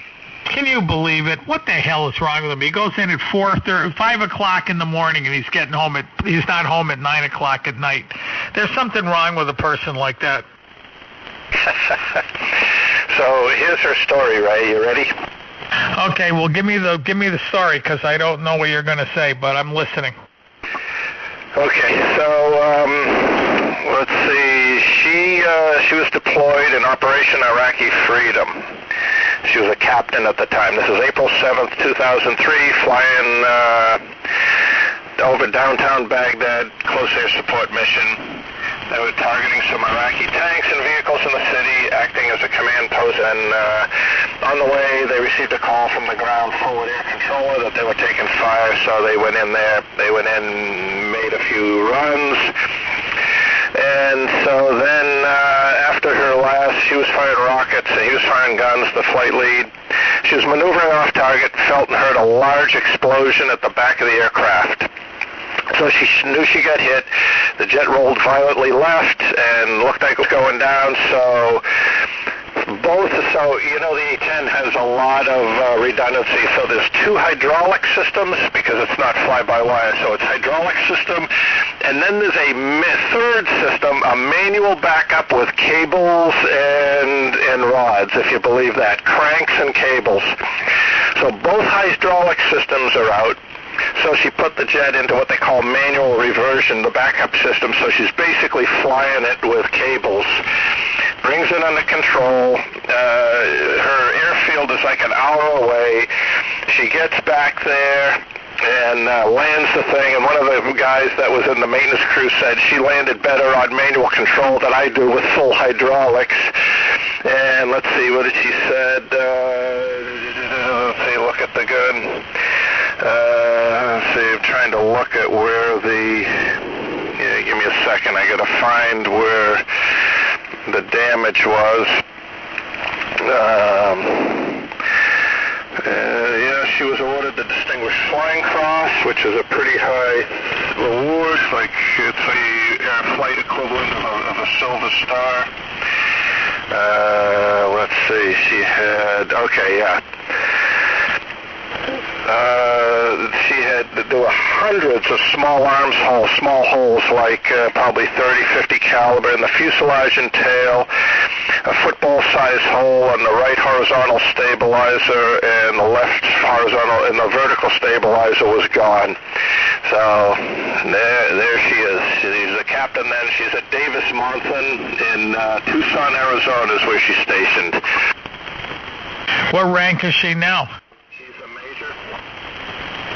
Oh, man. Got to find out if she's married. Jets have 3 hydraulic systems. I want to take her out on a date. She'd be a lot of fun. Hey, May, we can go rent an airplane and she can fly it. Probably make you pass out. Yeah, I'm not big on air. I get airsick real easy. I'm very susceptible to seasick and airsick, but as long as the plane's flying normal, I can. It's okay. Yeah, the only thing is, Ray, I don't know if you guys can hear me. Jets have 3 hydraulic systems, not 2. Yeah, okay. Well, hey, she made it back. That's all that counts. Okay, so the article's wrong then. It said the A-10 had 2 hydraulic systems and a manual backup. What did she get hit by? It looked like there was probably one, it didn't say, one missile and a lot of small arms fire. Okay, sorry. When that article was written, she's a colonel. She's a bird colonel. And let's see, give me a second here. Oh, she's married to another A-10 pilot, Colonel Scott Campbell. And but that's all right. You can take him out, Ray. Yeah, no, if she's married, that's okay. I don't want to get involved with any married women. The ones that aren't married are crazy enough.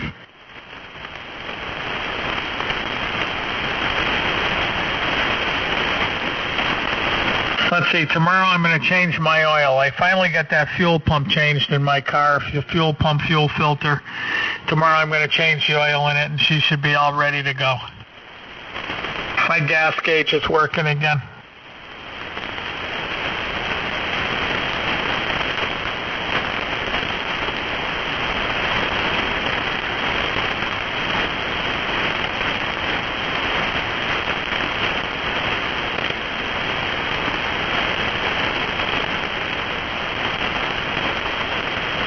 Don't forget to use synthetic oil.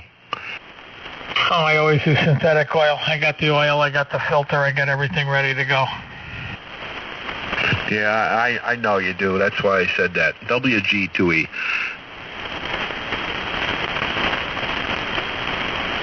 Any of you guys got computers out there? No, I don't own a computer. Yeah, I do. Oh, I put up a chat page for the Toad Harbor Net. It's https://et@edwardtango.mellowmountain.org, and there's no W. Christ, that'd be so hard to get into, I wouldn't even bother. Why? I hated that one when you're looking something up on a computer and it's a big, gigantic, long website with 26 or 30 characters. That's ridiculous. Mellow Mountain is ridiculous. Okay, whatever you say. Should be like, real simple.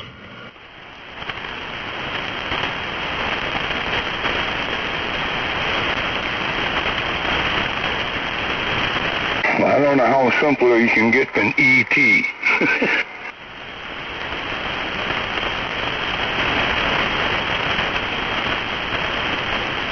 I don't miss having a computer, that's for sure.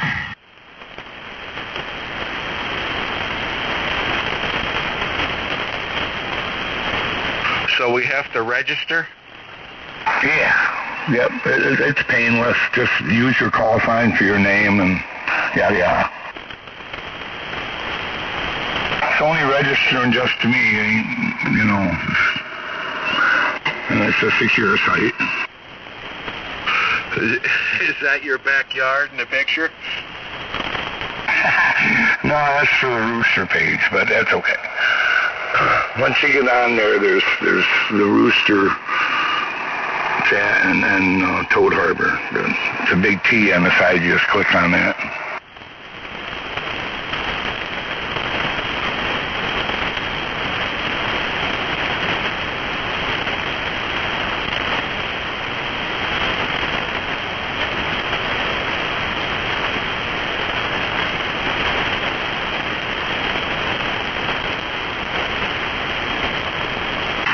So what happens if two colonels pass each other outside? Does anybody have to salute? Only when they're in uniform, Ray. What was that? Only when they're in uniform. If they're in uniform, they got to salute. Yeah, but no, that's not the question. Bob, did you hear me?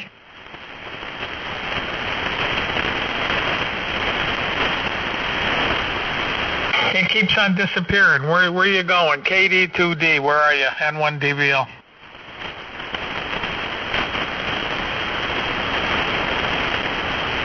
I bet he's talking to Randy on the phone.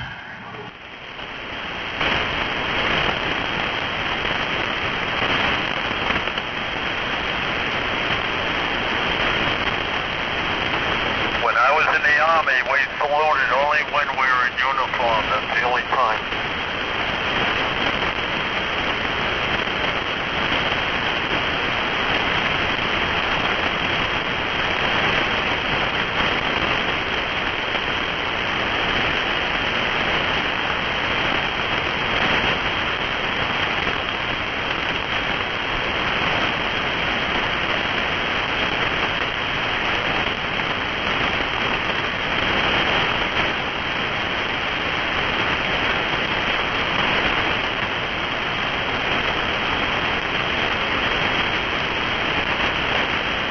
Well, don't everybody talk at once.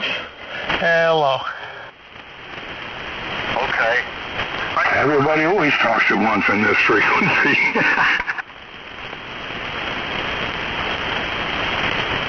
Yeah, hello. Somebody was in there. This is KD1 Mountain Whiskey, half broke.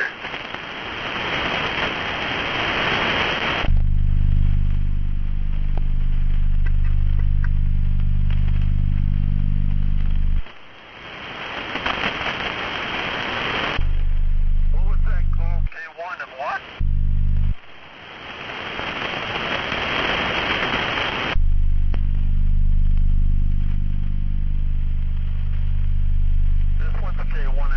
Rory, Adam.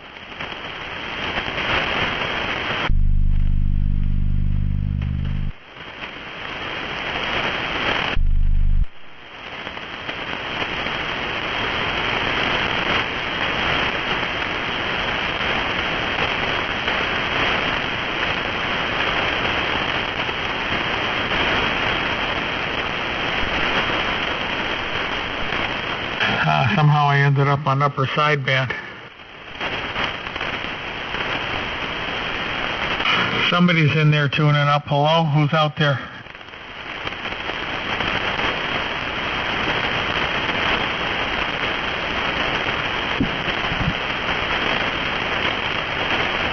Hello, Ray.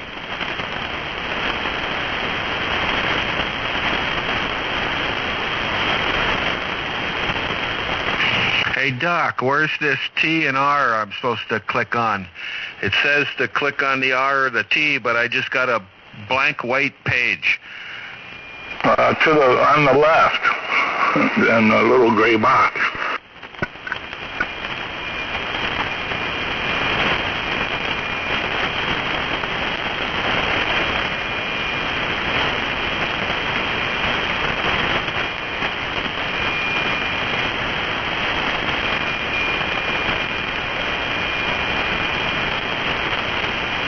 Are you talking about the gray box on the side that says channels?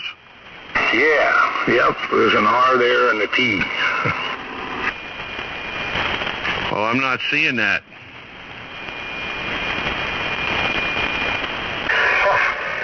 Oh, that don't make no sense. What does it say for channels? Says you aren't part of any channels, and down at the bottom of that box there's like a little teeny tiny, looks like it might be a rooster. Yeah, that's there, but I don't know why you're not part of the...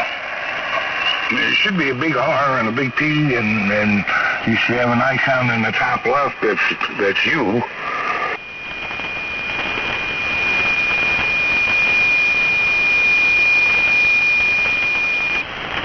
Yeah, there's like blue W there, and it's user. It says I'm online, and it's got my account and log out.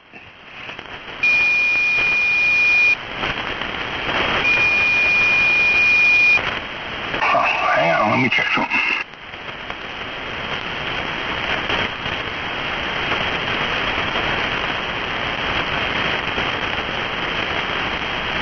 Are you back yet, Bob?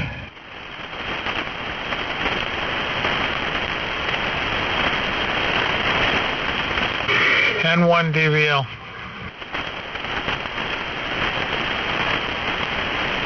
KD1MW. Hello, Bruce. WG2E. Hey, Carl. Is the sound okay, or am I just really screwed up using this system? Look at that signal right now. I bet you that's pretty strong. You're 53 over. Yeah, you're real strong here, too. Okay, go ahead. Okay, no, just checking in, saying hi. I still don't have the 7300 back online yet. Oh, my God. How can you stand that thing? Well, it sounds very good, but I'm sure I sound like crap. Well, you don't sound bad, but you don't sound as good as the other radio. 50 over here. Wow. Do you ever straighten your antenna back out? Yeah, it's back up where it's supposed to be. Okay.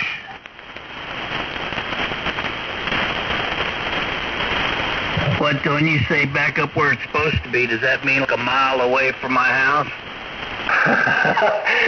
No, I don't know. We might be 550, 55, I don't know, 100 wavelengths away from each other or something like that. Well, this is the strongest I've ever seen you. You're even stronger than Randy's ever been. Well, you're plowing it in here, too. You're 30, 35 at least over S9. I'm only running like 55 watts. So you just pull, you're bouncing off a 40 on this S meter. Hey, Doc, it worked. I logged out, logged back in. It's okay. Oh, okay.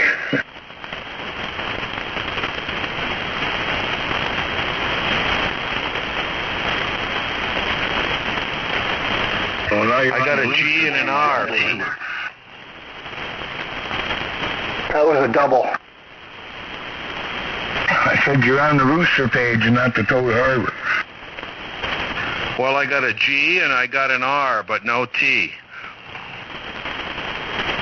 Is that you, Carl? KC1RS. Hi, Russ.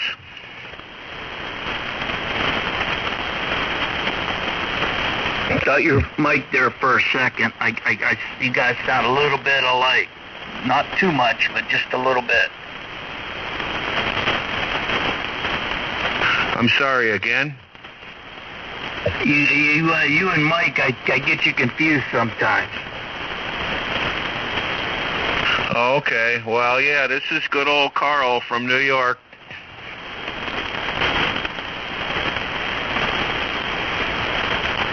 Is this microphone kerchunking when I key up and key down? I'll key up and key down.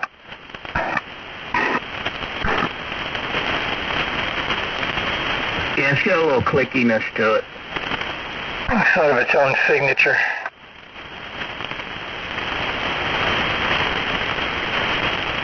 Yeah, I'm switching in the 9-volt battery when I squeeze to talk on this D105, D104, or whatever it is. So just to save save the battery life and avoid putting a switch on the battery on the base of the mic that I would probably always forget to shut off.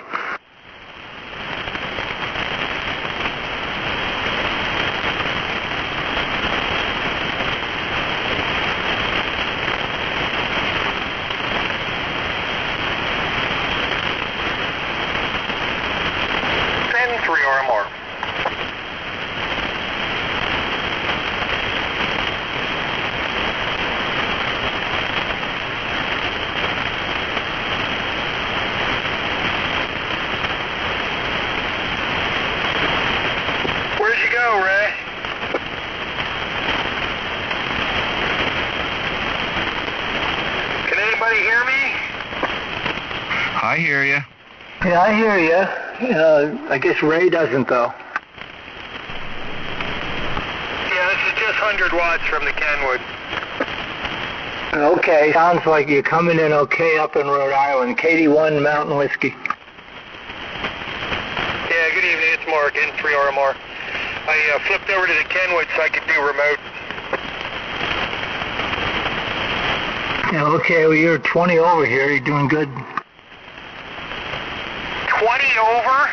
With 100 watts? Okay. Yeah, it's amazing. Just some strong signals. Ray was 55 over a minute ago. Looks like the band's going to be in good shape tonight. That's great.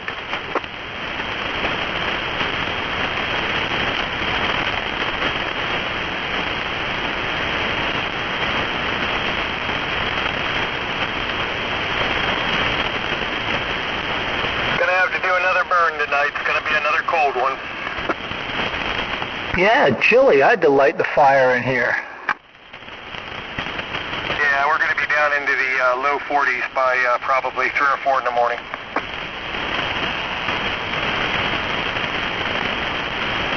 Well, they say a couple days from now it's going to be back towards normal. Well, that'll be good because I already got the tomatoes and peppers and stuff already in, so if it was too cold too long, I'll end up losing them. Well, they don't like these temperatures.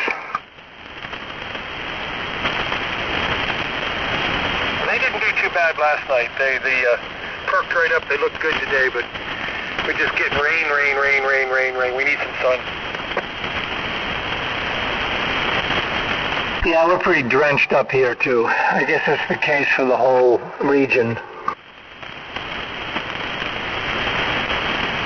Somebody's got a wood fire going on. I can smell it in the air. Probably me.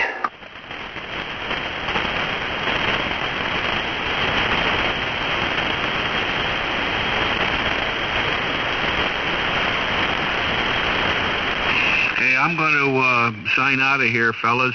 I got to go upstairs and do a couple things. Got to eat some wheat, you know. WG2E.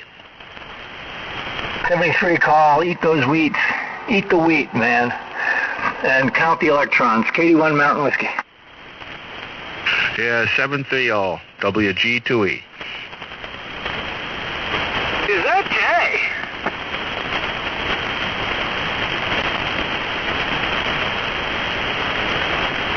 I guess not. In 3 or more. Good night, Carl. Thanks for trying. Yeah, well, we'll try it again. Oh, that's Carl. Sorry, Carl. You sound exactly like somebody I know that's named Jay. Oh, well, you can call me Jay, and you can call me Ray, and you can call me Carl, but you doesn't have to call me Jackson. Well, I certainly wouldn't call you Ray. All right, good night, all. Night, Carl. Good night, Carl.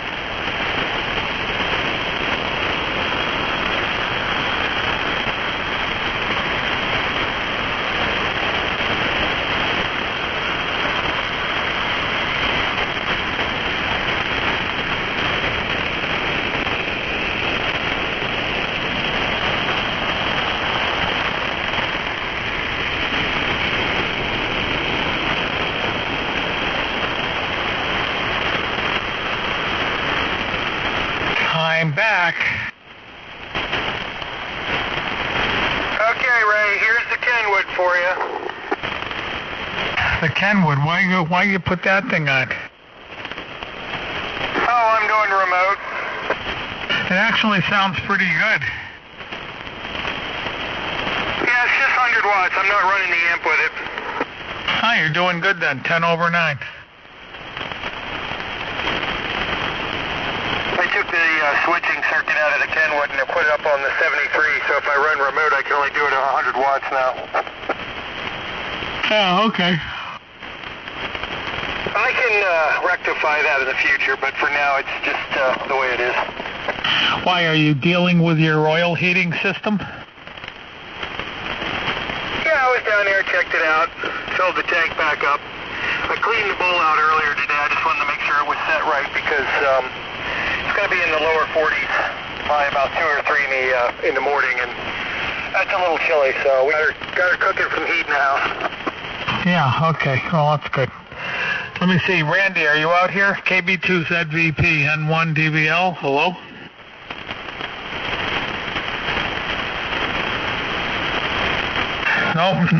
No Randy. Well, something a lot more valuable must have come up than this. Yeah, he worked until 9 o'clock.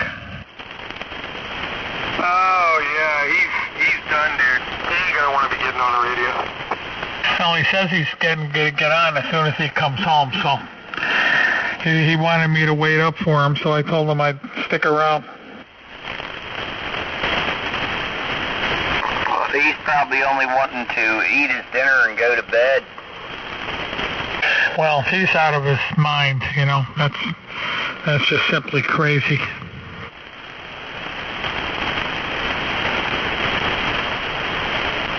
KB3, JZ. What do I give you up there, Gary, with 100 watts? Let me put my glasses on and look at the radio. All right. Look at the radio. Norway 3 radio, Mexico radio, remote. 20/9. 15 over here at Connecticut, Mark. Here's Gary, you said 20/9 now. What was the Connecticut station's report?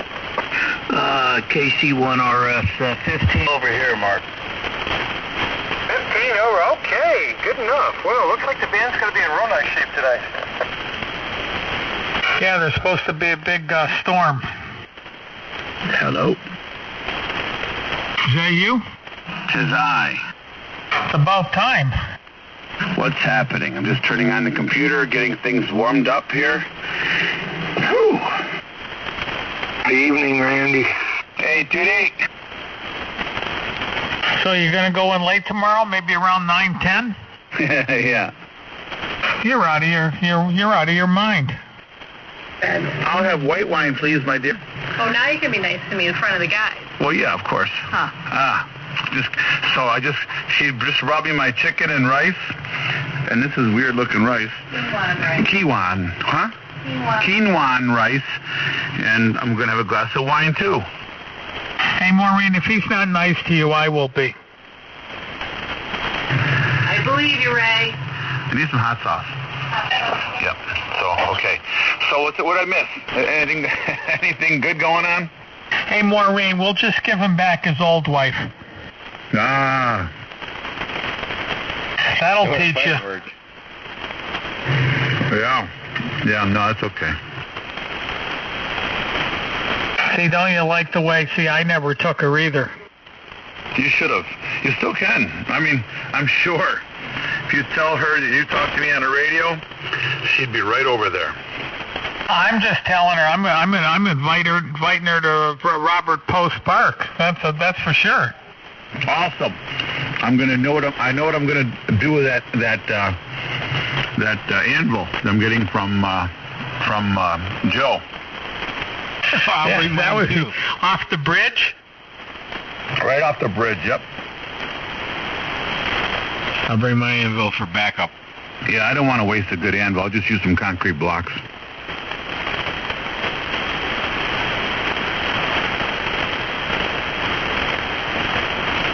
You know, it's hard to believe, but she's actually worse than the girls around here. Oh, you have no idea. You really don't have a clue. If you talk to her face to face, listen, I just got done working a whole bunch of hours. I don't want to talk about her. Let's talk about something else, like how great everybody is. But you do notice I never took you up on that. I didn't think you were dumb enough to. It's not like you're being my friend not doing it. I was being your friend, advising you not to. Here is N2 Echo Whiskey Mike. I'll copy. Who's that? Hang on, I got to adjust my bandwidth. Who's the weak one out there?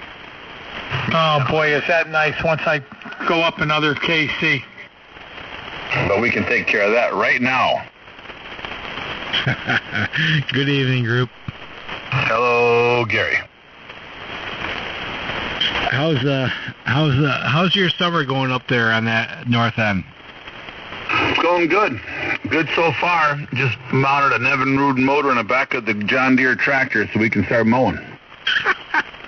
I hear you there, brother. That's a good one. I wonder if my Mercury will work. I can't claim it. I saw that on Facebook. Hey, Randy. Hello, Russ.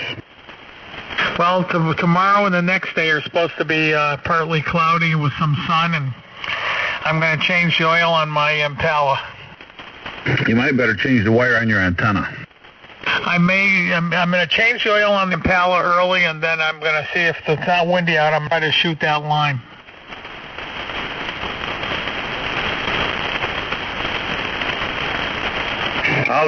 What's Tootie up to tonight? I think it was me, Randy. Hey, Doc. Hi, Randy. How you doing, buddy? I thought I heard Tootie in there. I think he was in there. By the way, the signal seemed to be pretty good here on the band tonight. Yeah, you're doing a good job here. Everybody's strong tonight so far that I've heard. Hi, Randy. Hello, Dick. Hey, we're doing okay. We had a blight on the leg, but we're doing okay. It was a bug, but it's the red is going down, so we're all set. What the heck did you say? We had a bug bite on the leg, and I thought it was a ticky, and I scratched it off and got infected, but we went and saw the doctor yesterday, and it seems to be going away. Did he say you got a tick bite and got infected?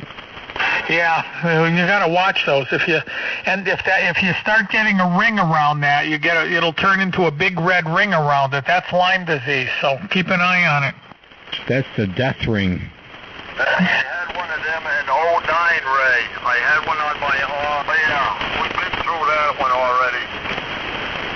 Yeah, well, you got to catch Lyme disease early. If you catch it early, it's not a problem. But if you have it for 5 or 6 years, then you're pretty much screwed. Yeah. He says it looks pretty good. He says it doesn't look like any problem, and it looks like it's going away. So he told me what to do: freeze it, and ice pack it, and then wash it off, and ice pack it, wash it off. Keep an eye on it. Well, it's getting better. I think there's less right around it now than it was. Well, I'm the world's renowned expert on removing ticks. So if anybody ever has a tick, don't pluck it out. I'll tell you how to take it off without leaving the little hooks in you. Well, that's good to know. I used to take hundreds of them off my dog. I'd get about 95% of them out without leaving the little hooks in there. Yeah, I put my foot one time in Epsom salt, and I got a whole bunch of legs and head and everything else came out of my leg. And the doctor said, oh, that's okay.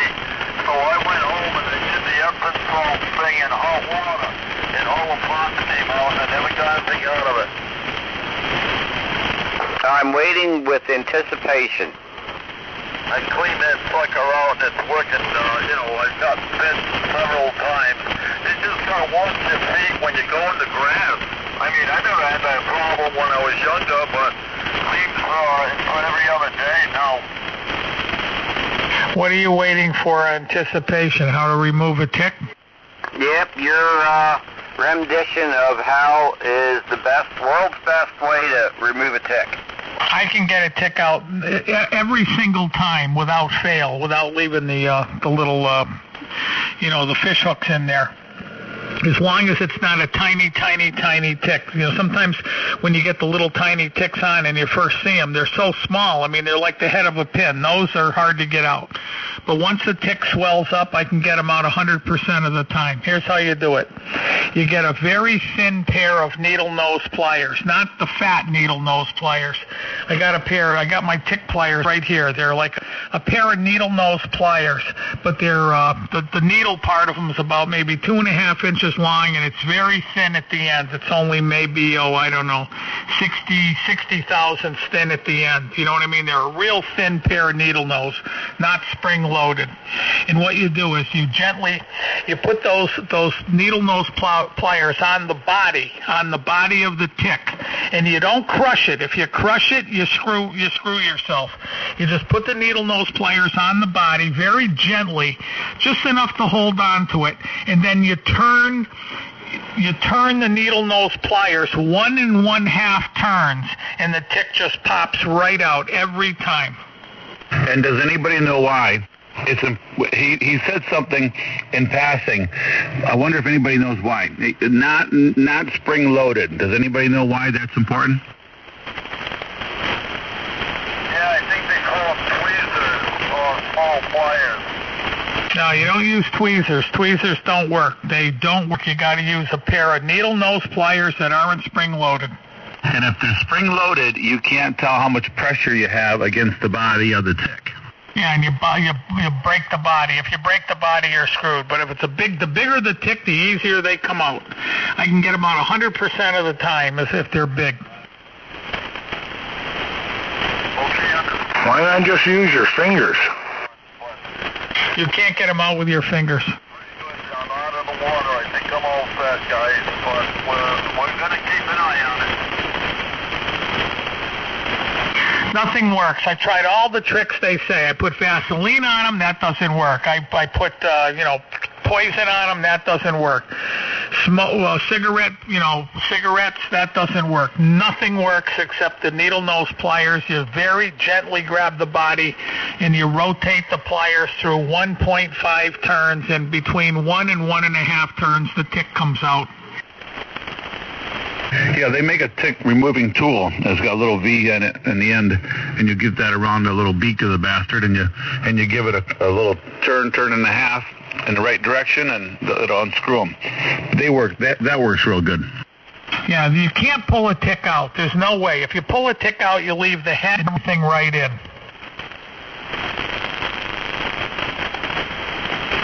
So I'm glad I rushed home so we can talk about how to get ticks out of people's bodies.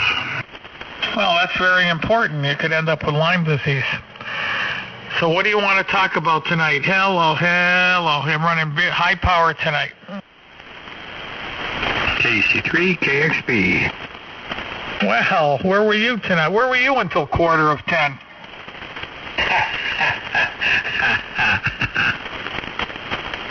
That sounds pretty evil to me, Randy. What do you think? I think so too. Maybe not so much evil, but a little devilish. Do you use a little snorkel or do you use scuba gear? I use a snorkel. Okay, just checking. Hi, Ray. Hi, Randy. Hello, Thomas.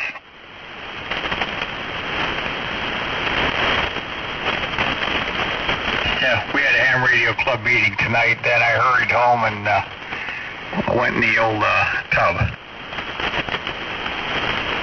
I gotta take a shower. I just got home. Just had my chicken and rice. That was delicious. Thank you, my dear. Now I'm all wound up. I'll have to take a sleeping pill or 3 tonight because it'll get me calmed down.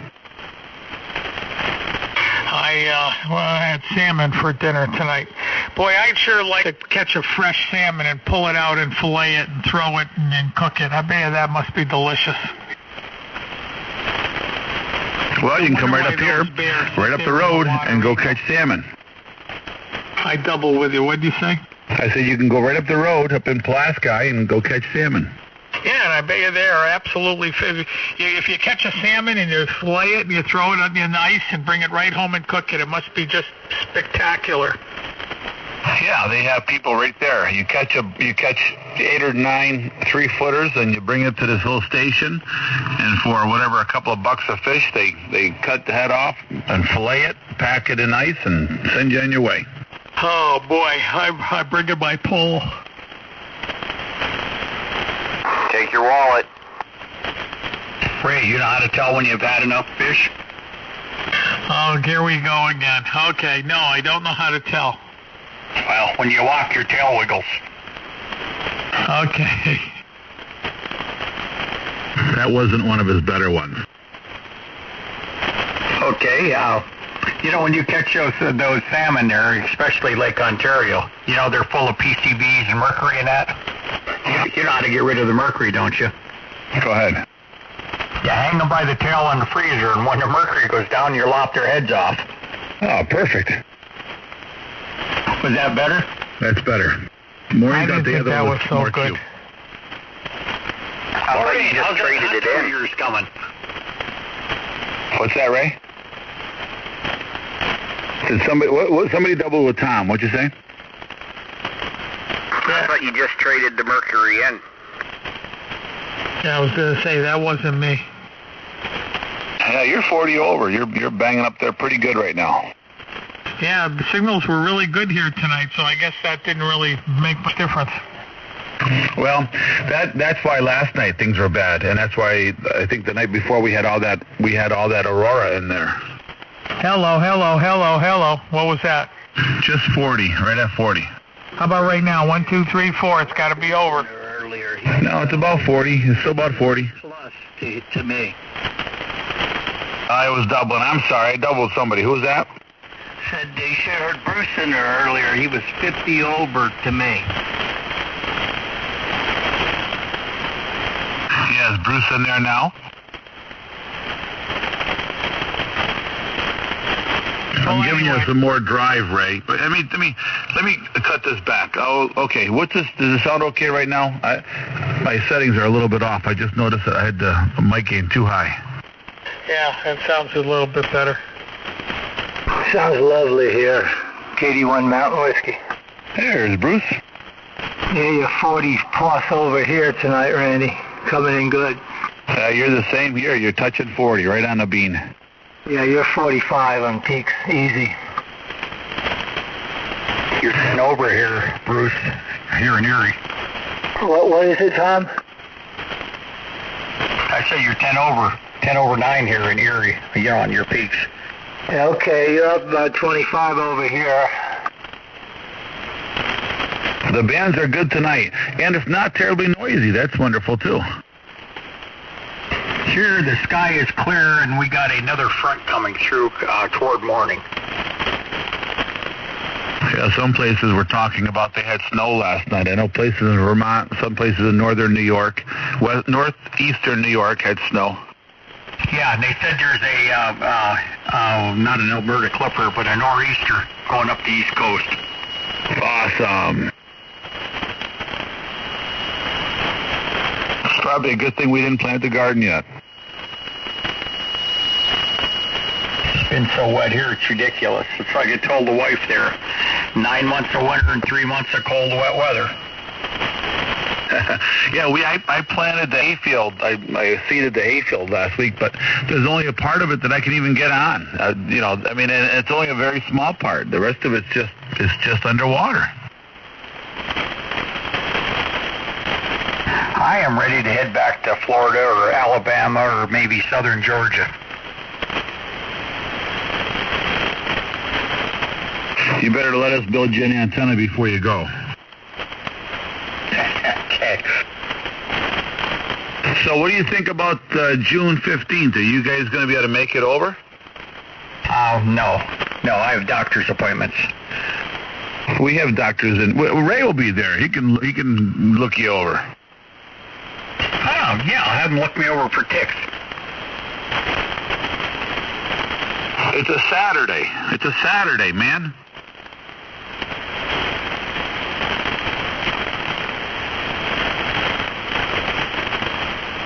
Ray, send the jet over for him. Pick him up. Have him picked up. Okay.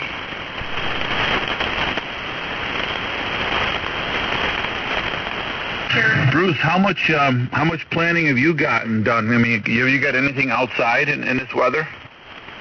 Not much. I've been harvesting asparagus, but I've got broccoli in and some. I put some turnip in.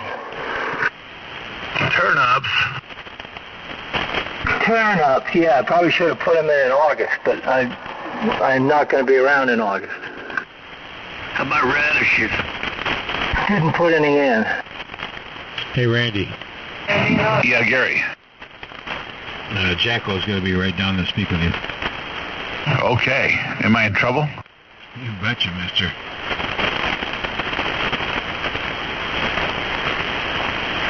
Bruce, you ever grow any kohlrabi?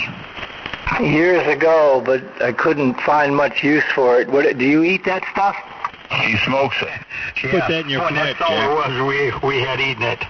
I remember my grandmother and my mother, they sliced it like potatoes and they fried it in butter. Yeah. I don't know. I couldn't figure out what to do with it.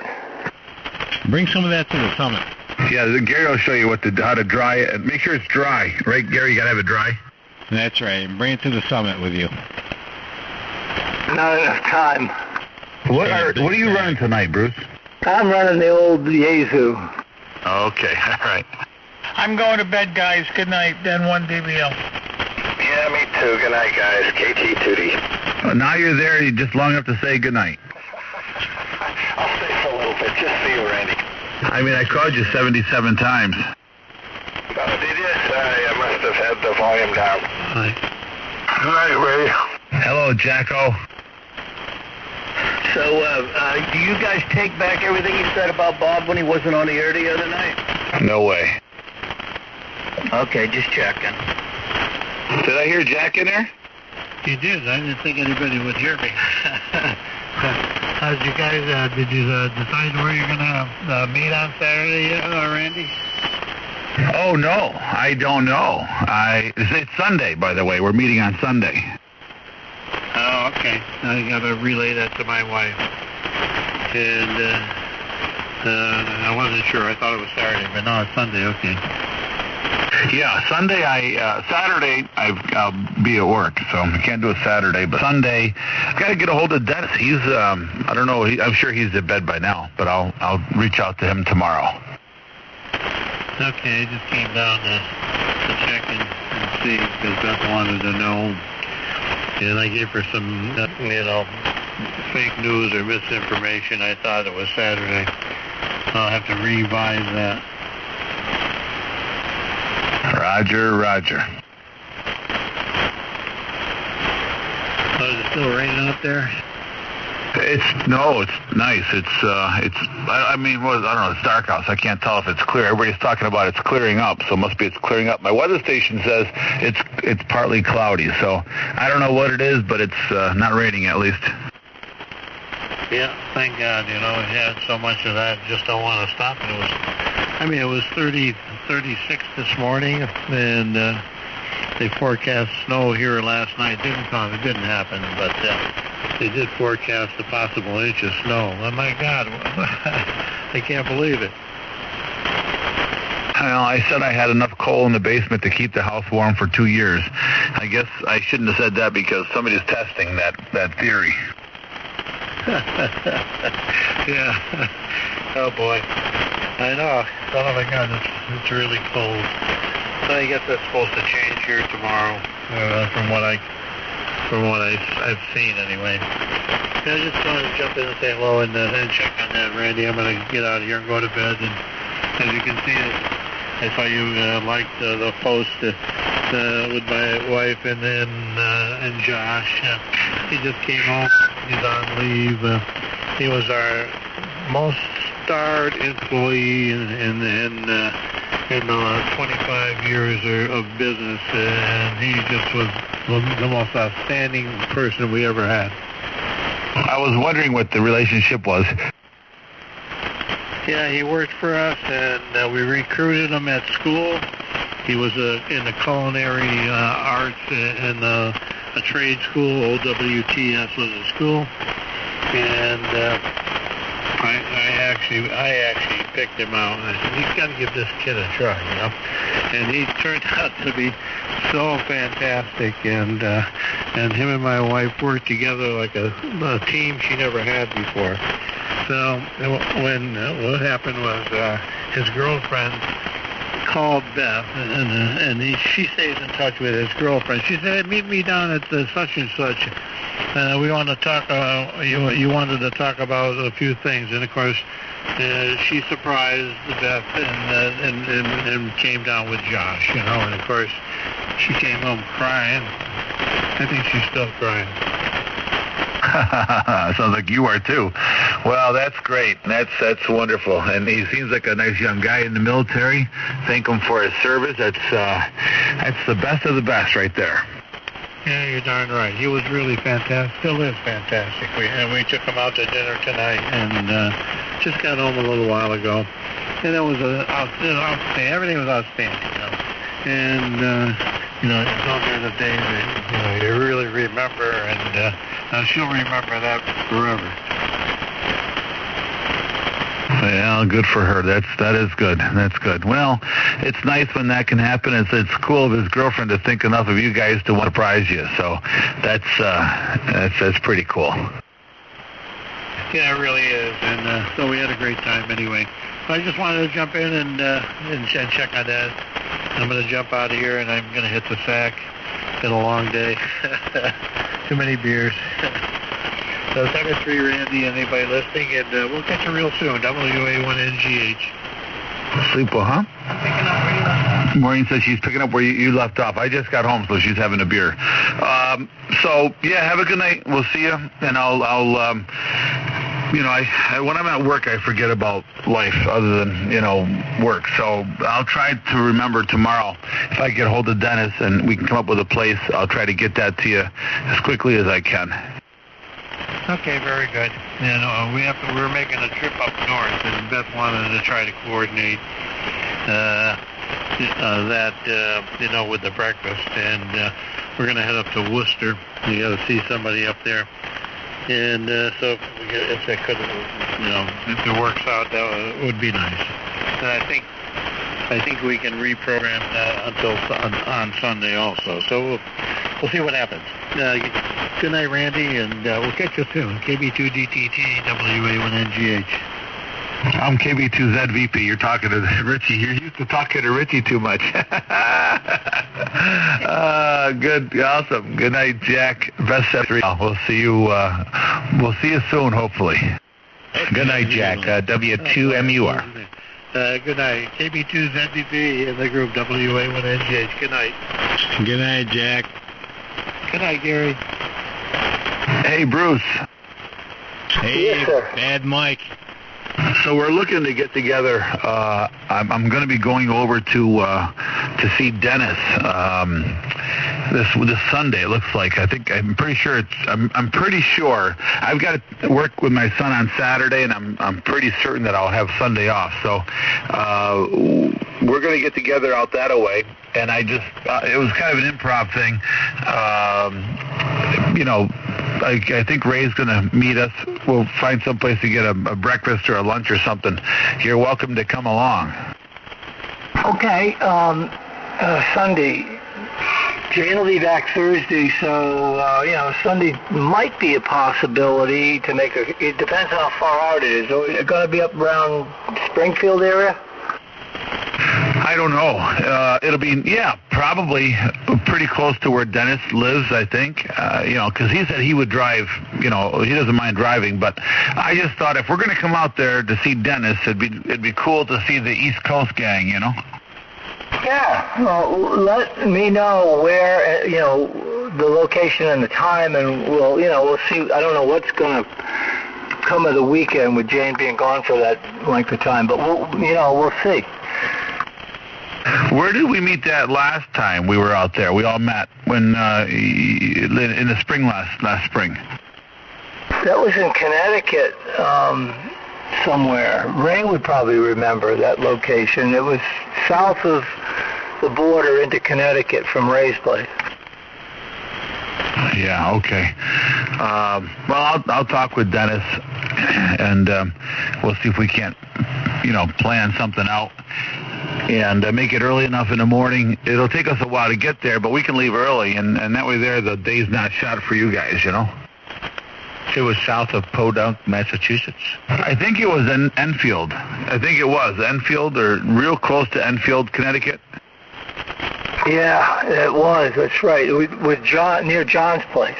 That's right. AA1RK. I should let him know too. Oh wow, I got some good friends in Enfield. You guys doubled there. What's that, Mike? I have some dear friends in Enfield. I know that's where you guys went. Yeah, well, we didn't invite you. I think that was my pre-Toad days. That was. You know what? I'm not sure if it was the pre-Toad days, but you might not have been fully vested at that point.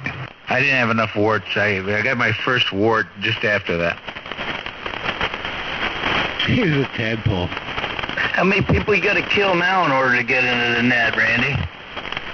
We can't talk about that on the air, but it's one more than what you had to do. Hey, Randy. Hey, Mike.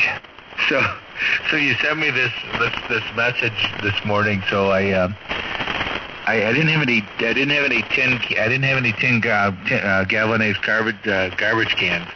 So I put my 7100 and my ALS 500 in the dryer. Perfect. Hey, now, did anybody get on the bands? I know Ray said that 10 and 11 meters was wide open where he was listening, but did anybody hear any good DX? No, serious? After you sent that, I went on. There was just like normal, nothing. And then I came in the afternoon and went on real quick. I connected everything up, and actually I disconnected my ground and my antennas. And I actually called Ray. I said, Ray, did you hear anybody in 10 meters? He goes, well, I never, or 6. He says, I never worked 10 or 6. I said, well, what? He said, well, there were some guys on 11 meters.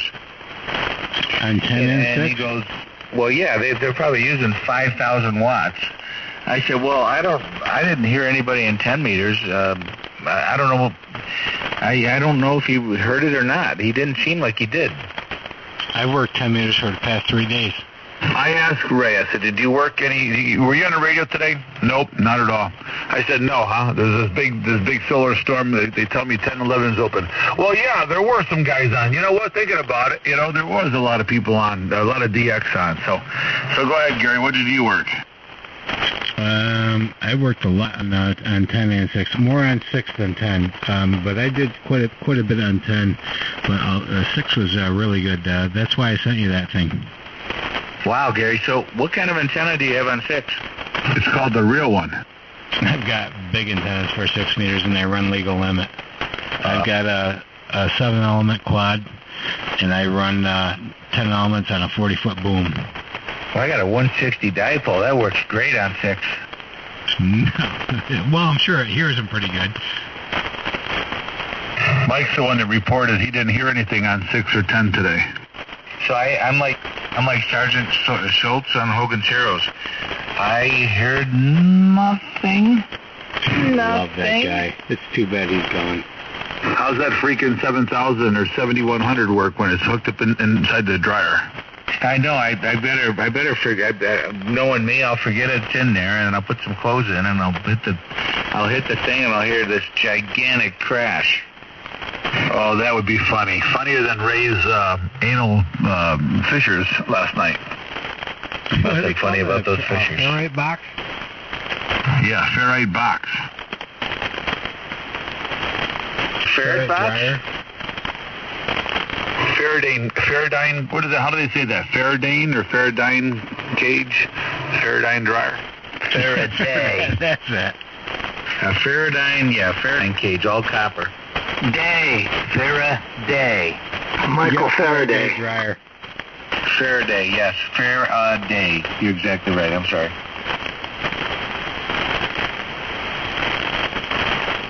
Did you hear anything, Bruce? No, I haven't been on, I haven't had anything on today. I was too involved with the stupid digital world we live in. Get out of it, Bruce. That digital is gone wild. But yesterday was better. I had quite a few contacts across the pond on 6 and 10 yesterday, but 10 and I got in late today because I got stuck at work, but like Randy usually does. But yes, and the day was kind of 10 was nothing today, but there was a little bit on 6, but yesterday was quite phenomenal, and previous in the weekend as well. Okay, so yesterday was the big day then, right? Well, no. The solar, Kanan called me this morning before I even left the house, and he's on the West Coast. So you got to think, it's probably 2 o'clock in the morning there. He's calling me, and he's freaking out. I can almost imagine him in his corner with his little tinfoil hat on, telling me the world's going to end. The world's going to end. He's like, I haven't seen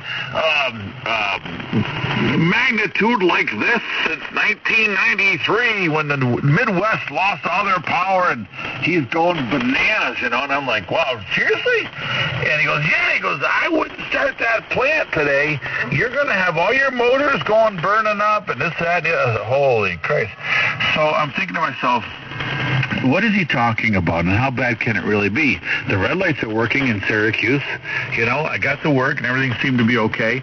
But then I turned on my computer, and the display was actually monkeyed up. And I thought, geez, I wonder if this is the cause of that. And I tell Maureen, listen, hit the power strip, shut off the computers, unground things, and just don't worry about anything else. It'll be fine. And all day today, everything was fine. But I don't know how much radio activity there was, and how bad the bands or how good the bands were going to be. But I know the last couple of nights I certainly knew there was some sun activity, because 160, and people say it doesn't get affected, but that's total BS. 160 has not been good the last few days, but although 6 meters has been hopping, and I put those two together. But I thought tonight would be tough communicating on 160, but I guess it's not.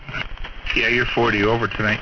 It's funny, man. Last night, one of my LED floodlights that's uplighting Colgate University Chapel. That thing never goes, and that thing blew out. And that didn't blow out, but I had an issue with it, and I did resolve it. But I wondered if when I first heard about it, I wondered maybe if there was any relationship there. Bad Mike. What's that? Bad Mike. I'm here. What's my signal to you?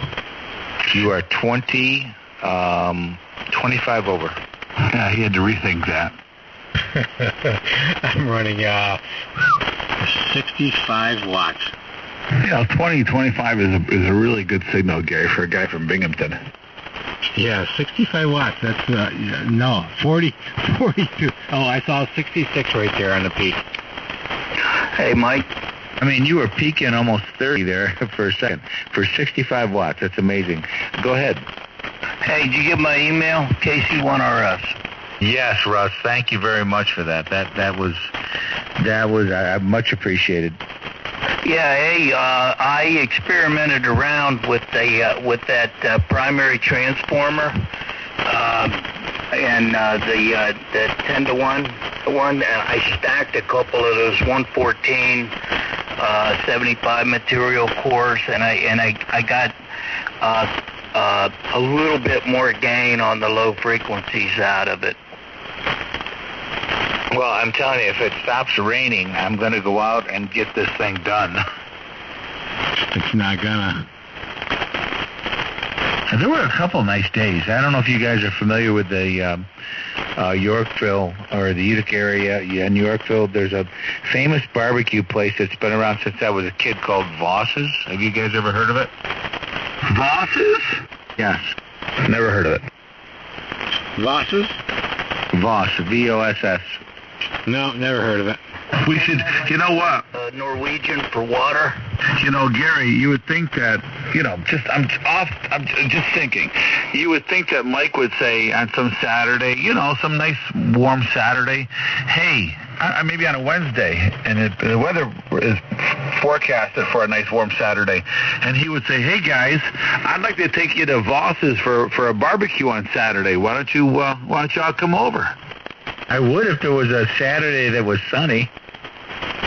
Oh, okay. So there's never been a Saturday that's been sunny. You're going to try to rip. I tell you what, this would be a great, if everybody that's on a bike ride to Yorkville, New York, just outside of Utica, and we all meet at Voss's. They have the most unbelievable, I used to go there when I was a little kid, but their barbecue, it was just like, are you kidding me? This is like delicious.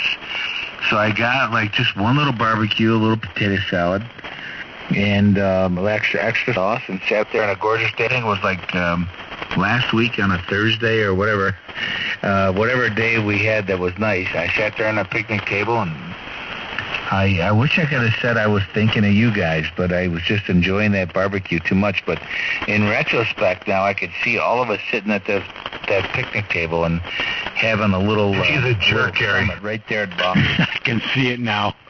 I can see it now. We can all hold hands. I can see him sitting there singing "My Baloney" as the first name. With his little potato salad, macaroni salad. Little potato salad. And believe me, I would make it great. You would have the best barbecue you've ever had, the greatest in the country, maybe the universe. That baby back rip. I knew this was going somewhere. We should go to Brooks sometimes. Brooks Barbecue in Oneonta is quite good. Yeah, go to Boss. There's somebody in the background. Who's that? K1ZOY. I was going to say Boss. Go ahead. They got excellent baby back rib. Really? Yeah, is it VOY? I'm hearing you, but you're awful light. Yeah, I'm just running about 80 watts. Yeah, okay, folks. That's all I'm running is 80 watts. Hello, Steve. I think I heard him say, yeah, Voss's. He was familiar with Voss's. And he said something about baby back ribs. The Dinosaur Barbecue is pretty good here in Syracuse. Oh, my gosh. My son loves that place. I've never been there. It's pretty good. He thinks him and his wife will drive there, and now Ava, my granddaughter. Did you get my video, Randy? I did. I'm babysitting. I can't talk very loud. So, Gary, I send Randy a video. I said, and I zoom up on my mouth as I'm talking, and I'm zooming back and forth. I can't. He was naked. I'm glad he zoomed in on his mouth. Babysitting my granddaughter. I got to talk really softly. I'm sorry. I'm not going to be on the air. I'm really sorry. Are you sure you didn't send it? I thought Mickey said something about that. He was nude. He may have sent it to Mickey as well. Was that the naked gardening thing? Oh, no, that was me. So listen to this.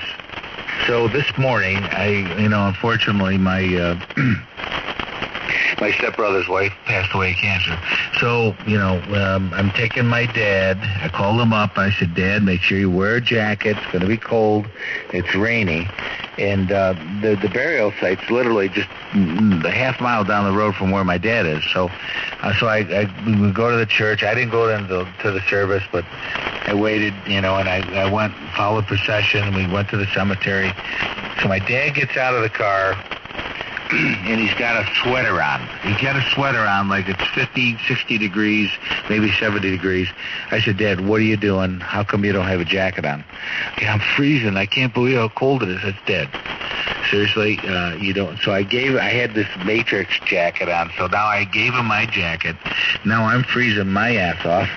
And my God, so my sister gets out of the car, and she's got this little tiny umbrella, and so he goes to her and says, oh, I'm going to go with Mike because he's got a bigger one. And Lori looks at me and says, well, you got a bigger one, huh? And we were all laughing. I said, what a thing to say at a funeral. I don't get it. I had a bigger umbrella. Leave it to the sister. She's my stepsister. Oh, that makes it okay then. Oh, it's all well, cousins. So not uncomfortable at all. That was awkward. Well, I had something really incredibly funny to say. I just lost it. I was very awkward. All I could say to her was thank you.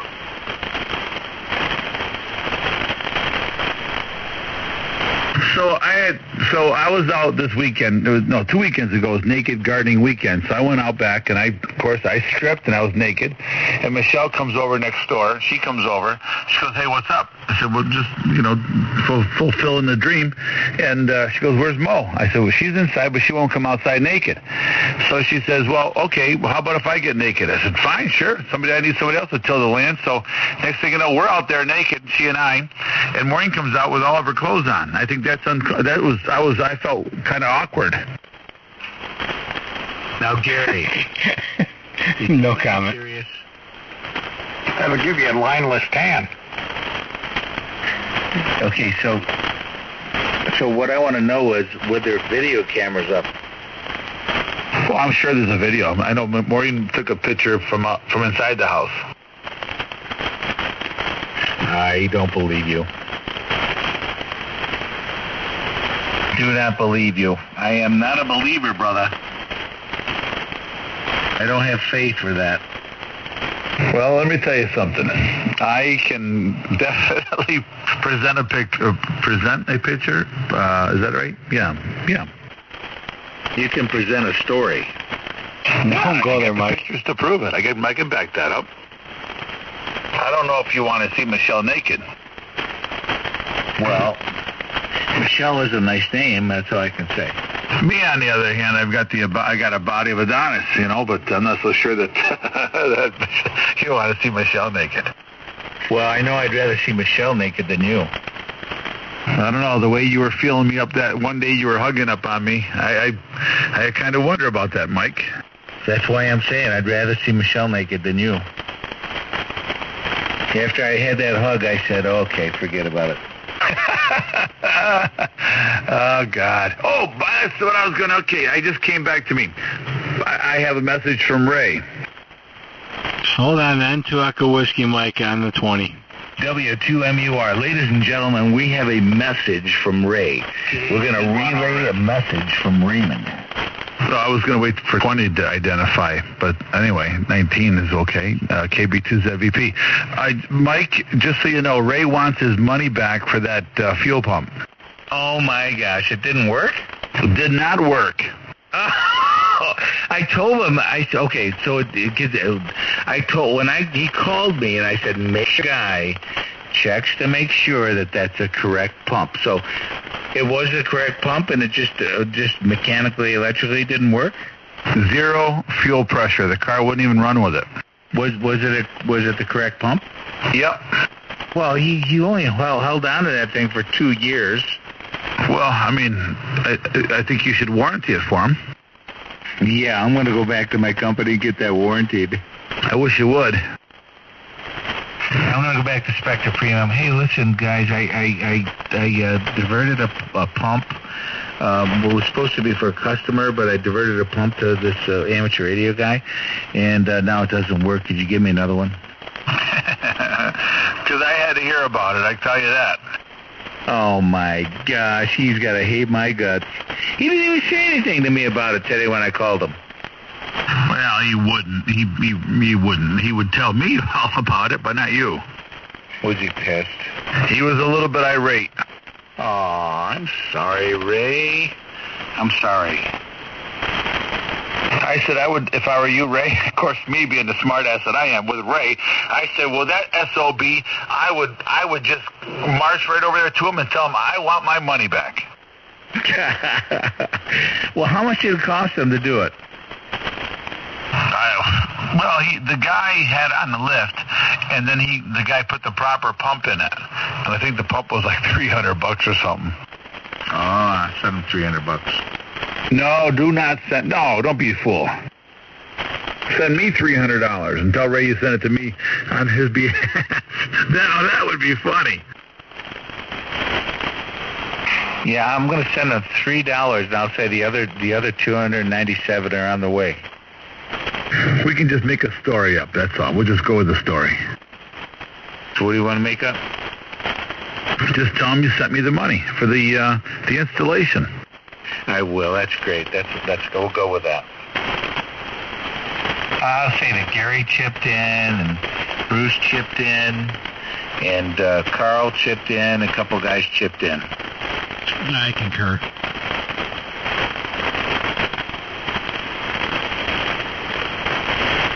I don't want it to be 10:30 yet already. I just got home here. I want to stick around on the radio for a little while. Yeah, I know. I just got home too, but it's weird. I'm so glad. You know, my son and daughter-in-law. Okay, so they got a dog, Penny. I told you, long-haired Dachshund, and not a Datsun like the car, Dachshund. And so she kind of slipped a disc, and she was in serious trouble. We thought we were going to have to put her down, but so she's got 6 to 8 weeks in the cage in prison, right? So you got that dog, then you got Ava just starting to walk, but she's cutting teeth and she's runny nose and she's crying, and it's just and then my daughter-in-law's back is like sore. She's got to go to chiropractor, but she can't. She's got to cancel the appointment. It's like just for one kid, it's just so I totally. It's amazing how you forget how much work that first kid is, and so they got her down, they got her in bed, and she slept like a baby, right? No pun intended. And so they got out, and really all I did was I was monitoring the monitor to make sure she didn't cry, and that's it. And I was like listening to you guys on the SDR, and and that was my role. I gave them the opportunity to go out and have some fun, So, because when you have a baby, you don't have too many opportunities to do that, I don't know what my point was. I kind of lost my point. I think you're just looking forward to the summit. He's not going. What do you mean you're not going? He's not going to the summit, Gary. Give him holy hell.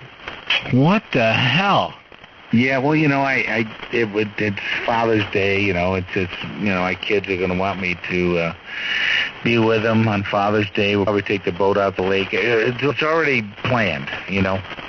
Just come down to the summit. We'll put the boat in the Hudson River, and they can go boating. You can go boating. We can all go boating, and then we'll also be at the summit. Father's Day is the following day. Yeah, you can find time to go gallivanting off in the Holy Land. Oh my gosh! When has Father's Day been on a Saturday? Exactly right. Thank you, Gary. Well, it's a weekend, Father's Day weekend. Oh my gosh, they're all ganging up on me. WTMUR. You think you're good enough to have a whole weekend?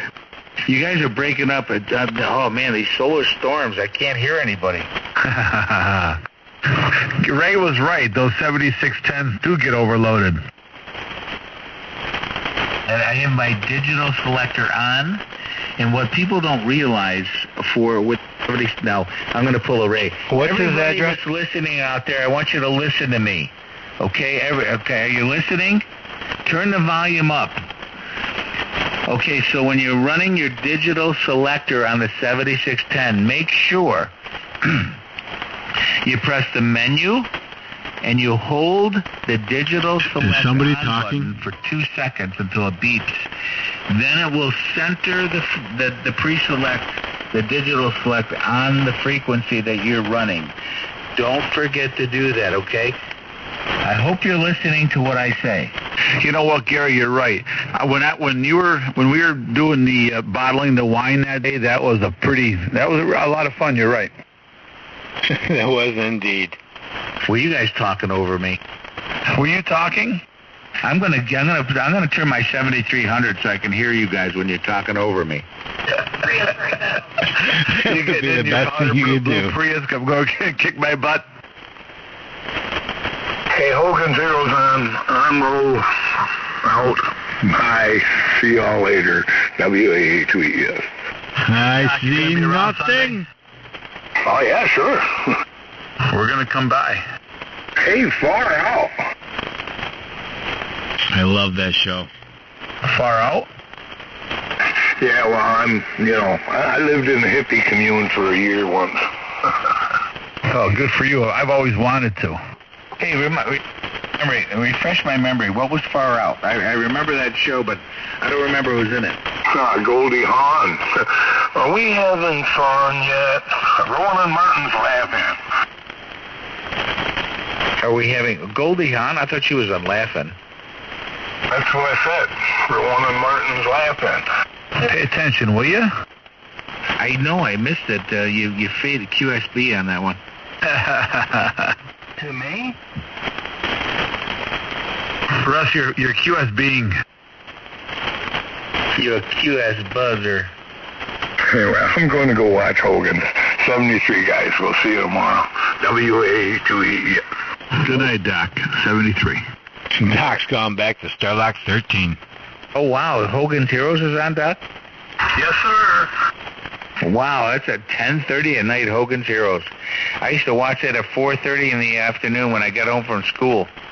It's probably been on since 4:30. What's the what's his guy's name? The guy, Richard Dawson. Dwyer. What does he play in that? Richard Dwyer. He was sergeant, he was in the English Army. I can't remember what his name was now. Are you just talking to make, just to talk? Richard Dwyer was his name. Richard Dawson, you dweeb. Dwyer, oh, Dawson, okay. Dwyer, Dawson, potato. Dawson. I like that. Potato. Michael. What was he? What was his name in Hogan's Heroes? I'm waiting for the answer. Reginald. Reginald? Yeah, Reginald. Really? Yeah, prove me wrong. I'm Googling it. I'm going to Google the crap out of it. There's 117 people right now looking up Reginald Dawson or something on Hogan's Hero. Reginald, whatever. There's a lot more than that. pileups. I've had some big pileups on 40 meters lately, and I'll tell you what, man, that is a great band. Oh, that 7150 is amazing. His name was Peter, by the way. I didn't do that. I double something. Yeah, his name was Peter. He was a corporal, I think. I told you, he was a corporal in the English Army. Peter. I didn't say Peter, though. Peter Dawson. Who was the little short guy that always had the scarf around his neck? Frenchman. He was Pepe Le Pew. It's Pepe Le Pew. It was Louis LeBeau. Louis LeBeau. He was a cook. Yeah, that's right. You guys are all way older than, I mean, not Gary, but Mike, you're older than I am. You should have these things at the top of your head. I should. I haven't watched Hogan's Heroes in years, but it would be fun to watch it again. Dun, dun, dun, dun, dun, dun, dun, dun, dun. Okay, how about this one? You should get this one easily, Mike, because you're kind of, I'm sure that, anyway, what's the blonde, the hot blonde that used to mess around with Schultz? Oh, Fräulein, what was her name? She was pretty. I can't remember. It's Heidi. It was Heidi, that's right. Heidi, ho. The X goes to the Heidi.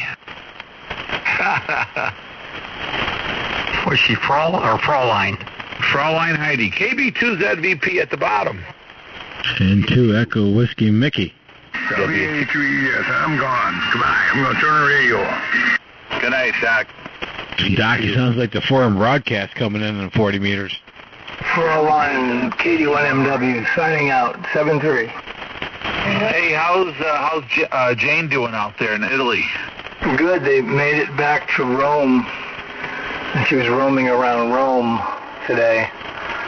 And I got this, on the silly phone, the Apple silly phone, they have this thing you can find your friends. So I was finding her, and you can put it into the satellite view, the map that comes up, and I'm looking down, watching her where she's walking around, what she's visiting over there. Pretty cool. Yeah, that is amazing. I mean, that's technology right there, used for a good cause. That is awesome. Yeah, that's kind of creepy though. Yeah, my friend was following me on Find a Friend in Israel. That's amazing. It is. And it really is. Your friend And I only let 2 people do that. New York next month. And then I forget that they can do it. Yeah, you can defriend them, or just shut them off. Have them track you. It's a spyware. I got an email. Now, what do you guys think about this? And Bruce, don't go away just yet. I got an email that says that this guy has hacked my email, and he wants $1,000 to not, give out personal information or something like this. I had an email exactly like that from one of my customers, and it said that, "Hey Mike, look, I got hacked, and he was holding me and all my money. I'm in Italy right now. Can you give me $300 so I can get home, or whatever it was?" And then right after that, the actual guy said this was a hack and just ignore what you just got. So that happens all the time. Mike, I had a question out there. Why do you got to take it over? I'm sorry. What's your question? Bad, Mike. There's a lot of those scams going around now. I had a friend on Messenger, a fake friend, a hack friend on Messenger, told me if I mailed them, $8,000 or something, that they would have a Brinks truck pull up in my driveway with cardboard boxes full of cash to the tune of $350,000 from a government grant, and it's a bunch of bull. Of course that's bull, but I mean this one is somebody said, I've hacked your email, I've hacked your accounts, I've hacked all these things, and for me to release all this, so anyway, it's crap. I deleted it right away, but I hear about this stuff all the time. Well, yeah, a lot of people taken by this, especially older people not familiar with the internet. A lot of this guy we found out was in Nigeria that was hacking on. Yeah. Well, if it was a real ransom thing, you wouldn't be able to open your phone or your computer. Then they would, then you know they've got you. Yeah, I wouldn't worry about it. Just go buy a new phone, start a new account. I mean, what the hell do I care? Big game. So I'm on Instagram, and so I get this a request from Mavis L. Wansky. She won $758 million on the lottery, and so I checked her out on the internet, and yeah, she did. She actually did. It's the same picture. So she said she was going to give $5,000 to the first 100,000 followers. This is not too much for me, and I love America and people. Thanks for Houston. So I said, well, what do I got to lose? So I clicked it. So now I'm following her. She sends me a message, and she says that I'm going to give you, you're the first, and I'm going to give you $35,000. And I said, first, congratulations on winning the lottery, but obviously you know how skeptical I would be that you're going to give me $35,000. So I haven't heard anything more from her. You fell for it, hook, line, and sinker. Absolutely. It's a total scam. I knew it was. Oh, she's such a bitch. He's not even married to her, and she took him for all his money. Boy, money sure changes people. Yeah, well, just go to Google the heck out of it, and it's Mavis L. Wansky, and she actually did win $758 million. Well, God bless her, Mike. God bless her, and God bless America. I'm haunting her down starting at 6 a.m. She's sitting there with her husband looking at a big pile of cash. Not for long. No, she's given... Okay, so how much is that? She's going to give $5,000 to the first 100,000 followers. Let's see, that's 5 zeros, $50 million.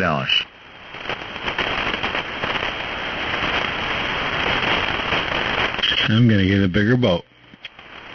I'm going to buy everybody, and you're going to have an LA1K, and you're going to have an LA1K, and Ray's going to have an LA1K. Gary, you're more than 60 watts now. No. Yes, you are. I can hear the fan in the background. That's the air conditioning running. You're such a lying dog. William Barr, look into this. Yeah, it's 35 out. He's got the old AC on because the amp's keeping the goddamn place so hot. That's right, mister. Okay, yeah. I forgot I was pushing down the switch. No, that's about 700 watts. Well, you're over 50 over here. I'll take it, mister. It's the biggest hoax on the Toad Harbor Network. Yeah, I'm running 600 watts here tonight. That's all she's got, Colonel. And don't the ticking in the background. That's from what can ticking cause? Oh, that's a sleet against the windows. That's not my meter. There's a needle on the meter ticking. Well, a sleet, precedes lightning. Pay no attention to that sound in the background. That's right. What did you say? N2 USA. There is N2 Echo Whiskey Mike. Hey, where has John been? I've got to send him an email. I haven't talked to him in a while.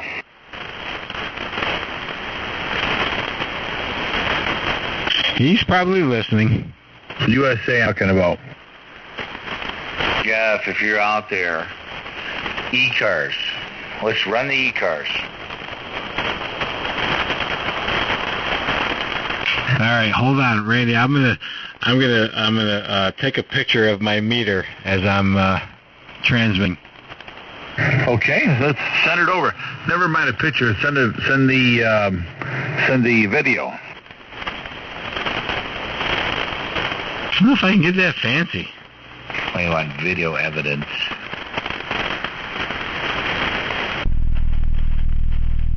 You're both 30 over in Albany. There's a strange sound in the atmosphere. W2MUR on the 20. N2 Echo Whiskey Mike on the 40. Listen to that. That's Geostorm right coming in. Geostorm. Somebody's cranking it up. sitting on their microphone. It's Geostorm coming in. It's know what to do. He's going to get me laughing so hard, I won't even be able to do this. Sounds like it's raining hail on a tin roof. I'm taking my radios out of the dryer a lot.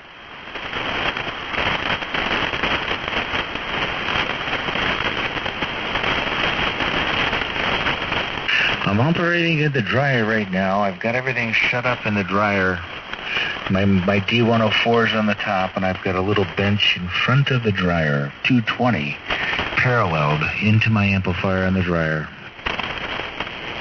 Okay, here we are, N2 Echo Whiskey Mike, and there's a little bit of high SWR, but as you see, the black mark is 1 kilowatt there, and it's just like I say, I'm no slouch there. That's about maybe if I'm lucky, 700 watts there. So here it comes, Randy. N2 Echo Whiskey Mike. You're 40 over here in the gigantic city of Holland Patent, New York. Well, you're 40 over here in Albany, New York, KA2EXD. Who are you guys talking to? N2 Echo Whiskey Mike. Well, that's Gary. He's 40 over. He's got a good signal. Oh, Gary does a great job. I've taught him everything he knows. My mentor. I'll be back. I've got to get your new number. I didn't even know who was texting me before with your new number. Yeah, I forgot to. I never even told you that was my new phone number. I finally figured it out last night. I forgot to mention that. Actually, I just took the video on my old phone, so I can't even send it to you. So I gotta redo it.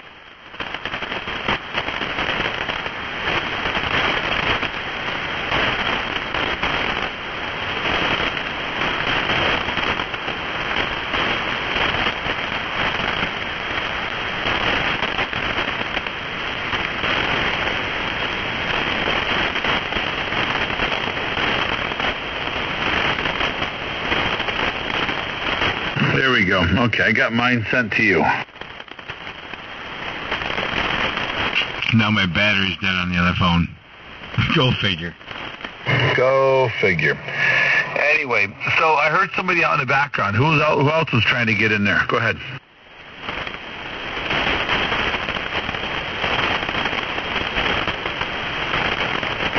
Nope, I guess not. There was somebody there, but I don't know. There was a pile up there, and then now it's all quiet. Nobody wants to admit that they were in the background.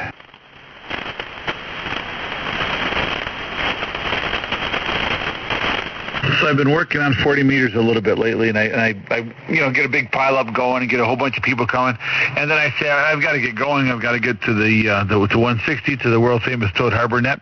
But before I do, I always say let's see who's got the biggest signal. So you guys, everybody who's trying to get in there, you get them all stirred up. And you say, okay, so whoever's trying to get in there, crank up the mic, give us all the power you got. Whoever has the biggest signal, I'll pick you up next, and then you can't believe how many people are trying to get in there, and so you always grab the strongest guy, and you listen for the last guy who's always the weakest guy, but he's trying because he's QRP, and then you always say you work the strongest guy, and then you grab the weak guy, and you say it's so funny that you think you had a shot, but I did hear you because you're the most persistent, and that's kind of fun. Indeed it is. Yeah, that's usually me. So, Randy, what you're telling us is that you're really popular on another meter band?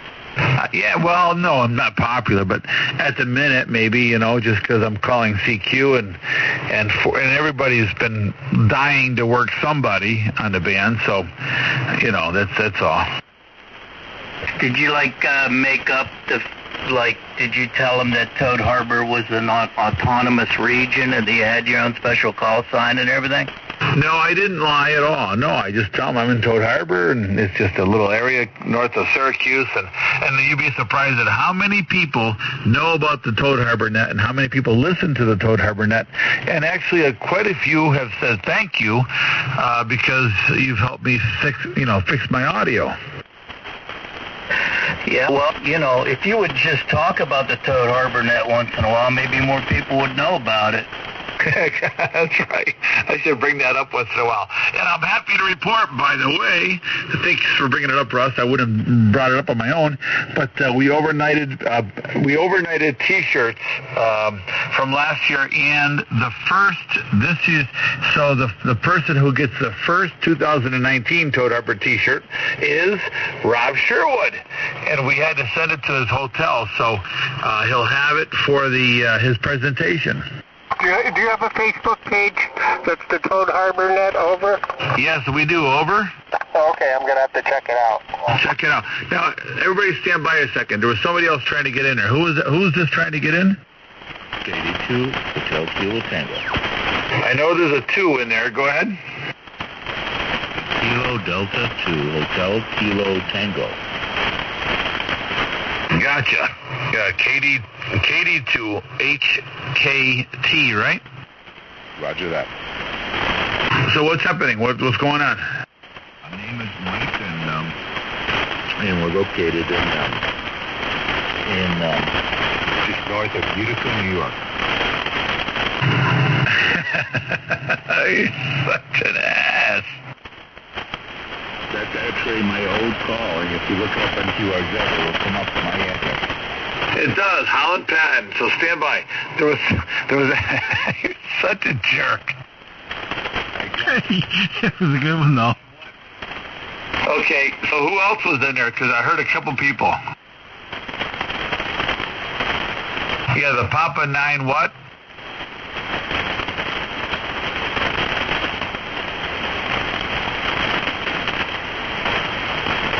Papa 9 Tango? That doesn't make any sense.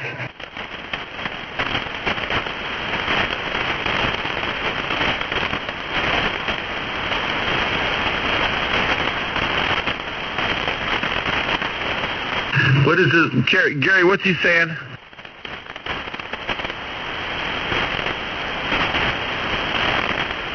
No, I hear EA.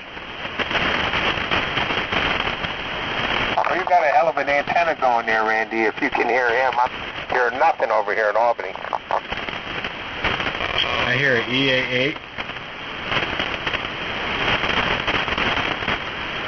Yeah, KC9 Yankee Alpha Victor. I got it that time. Kilo Charlie 9 Yankee Alpha Victor, right?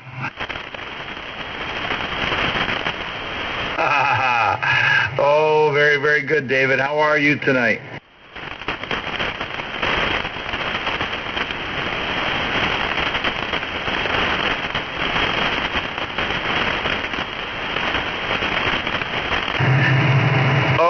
Okay, yeah, well, that's right. I guess we did work on 192. I do have you in my log. We talked 2 days ago on 192 on 40 meters. You're right.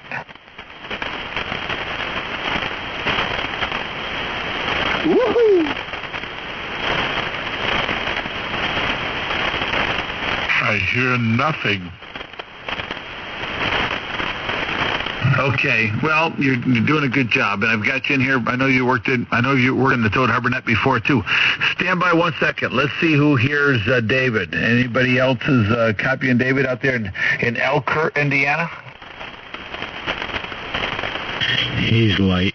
Yeah, how much is he running? What's he running? Okay, Dave, what are you running tonight? What's your power and what rig? Are you on the 990? Power.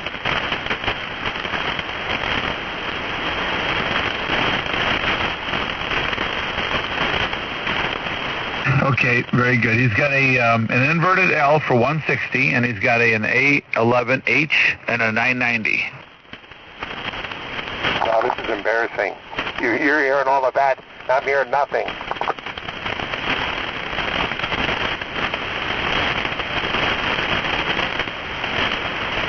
You got to run a loop. Nothing. Embarrassing.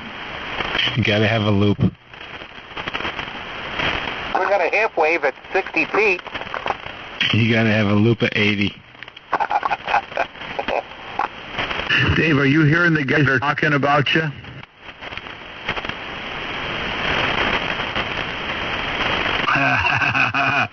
Okay, very good. That's kind of funny. Bruce, I think we're getting scammed. Gary, are you hearing him? Because he's hearing you. So of course he's hearing me. I'm on a loop at 80 feet, and I'm running 600 watts into Echo Whiskey Mike. The loop. Yeah, that was Gary. That was Gary. Could you copy him?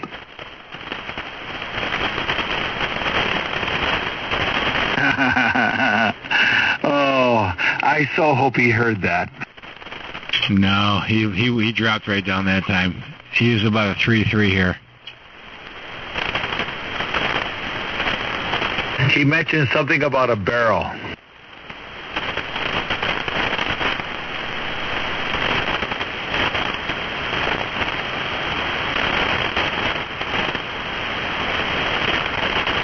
No, I think it's good. I wouldn't change it a bit. You have perfect audio to me.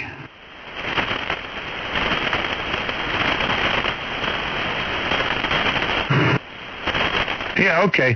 Well, I don't get on 40 meters too often. Just every, I usually get on like Saturdays when everybody goes to bed on here. I'll move up there and I'll play around a little bit at nighttime, late at night. But I don't get on very often on 40.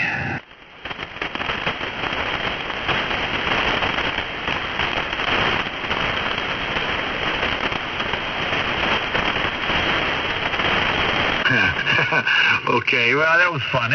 It's just, I like to get on there once in a while, have a little fun. But anyway, okay, 73, we'll see you again. Thanks, Dave. KC9, Yankee Alpha Victor, KB2ZVP. He's got a 990. What was the signal level to you, Randy?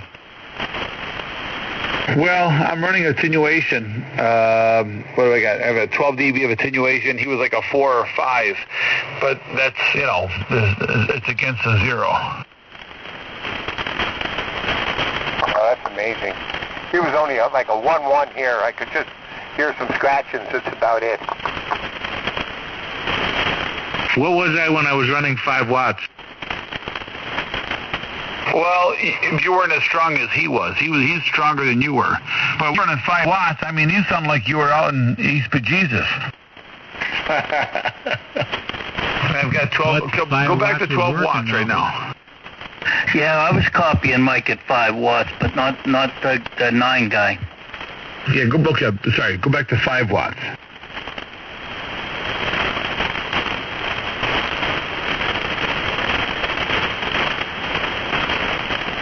Okay, here's 5 watts. Hello. KD2 Hotel Kilo Tango, AVSW at 2MUR. Yeah, my lightning crashes are 5 to 7, and you are below that. I mean, you're mixing with it, you know what I mean? Yeah, but you have your attenuator on right now, right? Yeah, 12 dBs on. It was the same as I've had on. That's what, I was going to put the attenuator on to try to listen to the WC9 guy. Okay, I'm going to cut out, guys. The news is coming on here shortly. They'll say 7-3. God willing, we'll catch you tomorrow night. Steve in Albany, KA2, EXP. Good night, Steve. You got right over the top of Mike. Good night, Steve Areno. Go ahead, Mike. Okay, so I'm back. All right. No, I was saying that I just did not hear KC9YAV, which is odd because usually I hear everything you hear. I literally did not hear him at all. Go back to 5 watts. That's another one of Randy's imaginary friends. I think we were scammed. Hello, radio. These are 5 watts. 5 watts. 5 5 watts only, true kilo of QRP. This is actual QRP. Hello, radio. Testing 1, 2. 10 over. I'll send that over to you. 10 over. 10 over in Liverpool, W2KRY. Hey, Randall. Fapping in. Which rig are you on? Yeah. Are you on the new rig? No. Still gone? Still on this lab. Gee, I didn't mean... Can you imagine? Hey, Randy. He, oh my gosh, can you imagine? Randy, are you still at me? Yeah. Okay, I'm going to go to 1 watt. Tell me if you can hear me. Of course I can hear you. Hey, I'm copying them here, Randy. 1 watt.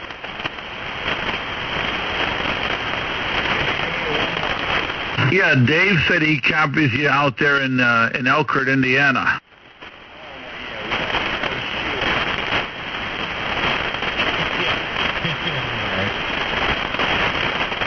He's listening on my feed.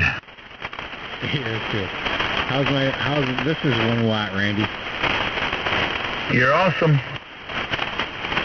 Wow, you're doing a great job for 1 watt, man. That's 1 watt. It is. Yeah, that's amazing. That says a lot about our antennas. Making it to Connecticut.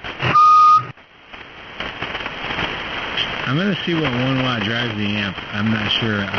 The needle's not even moving.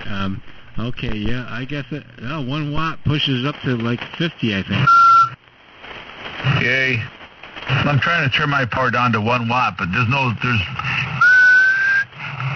it's not going to happen. You just got to turn your amp off. What kind of an a-hole are you?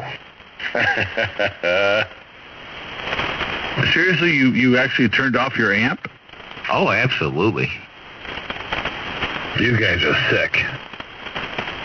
My amp is off. There's 30 watts, 30 watts, there's 20 watts, there's 15 watts, there's 1 watt, 1 watt only. Okay, I'll turn my amp off just for a second for an experiment. I'm going to reach over. There's the amp off. And now I'm down to, I'm down as low as I can go. I cannot go any lower. You're just at S9. I got the same thing on an S9, yep. Hello. How about this? I can go lower. I can shut off the compression. There's the compression turned off. Can you wow. turn down, Miguel? You're still at S9. Clearly. You're very readable, just above the noise. Okay, so here's the compression off, compression on, and now the amp on, and now the amp on. Okay, here's 1 watt. Okay, so 1 watt.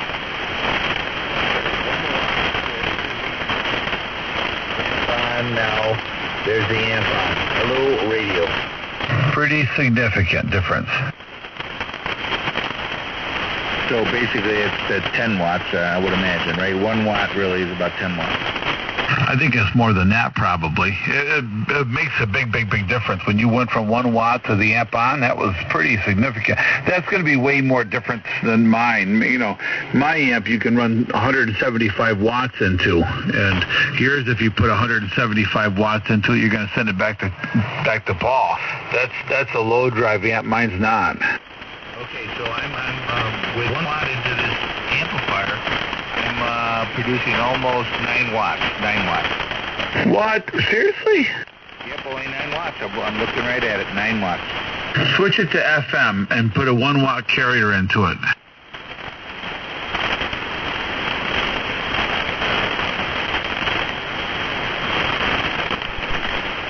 FM. It's the button that starts with F and ends in M.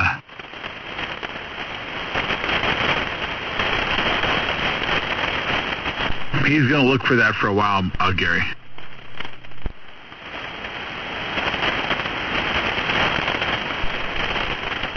Apparently, Gary's looking for the FM button, too. Found it. Okay, I'm back. What'd you find? I had 1 watt. I put a 1 watt carrier in there, and I didn't see anything move. Wow. You sure it's not broken? I might have broke it. I did one in, and it was like 40 out.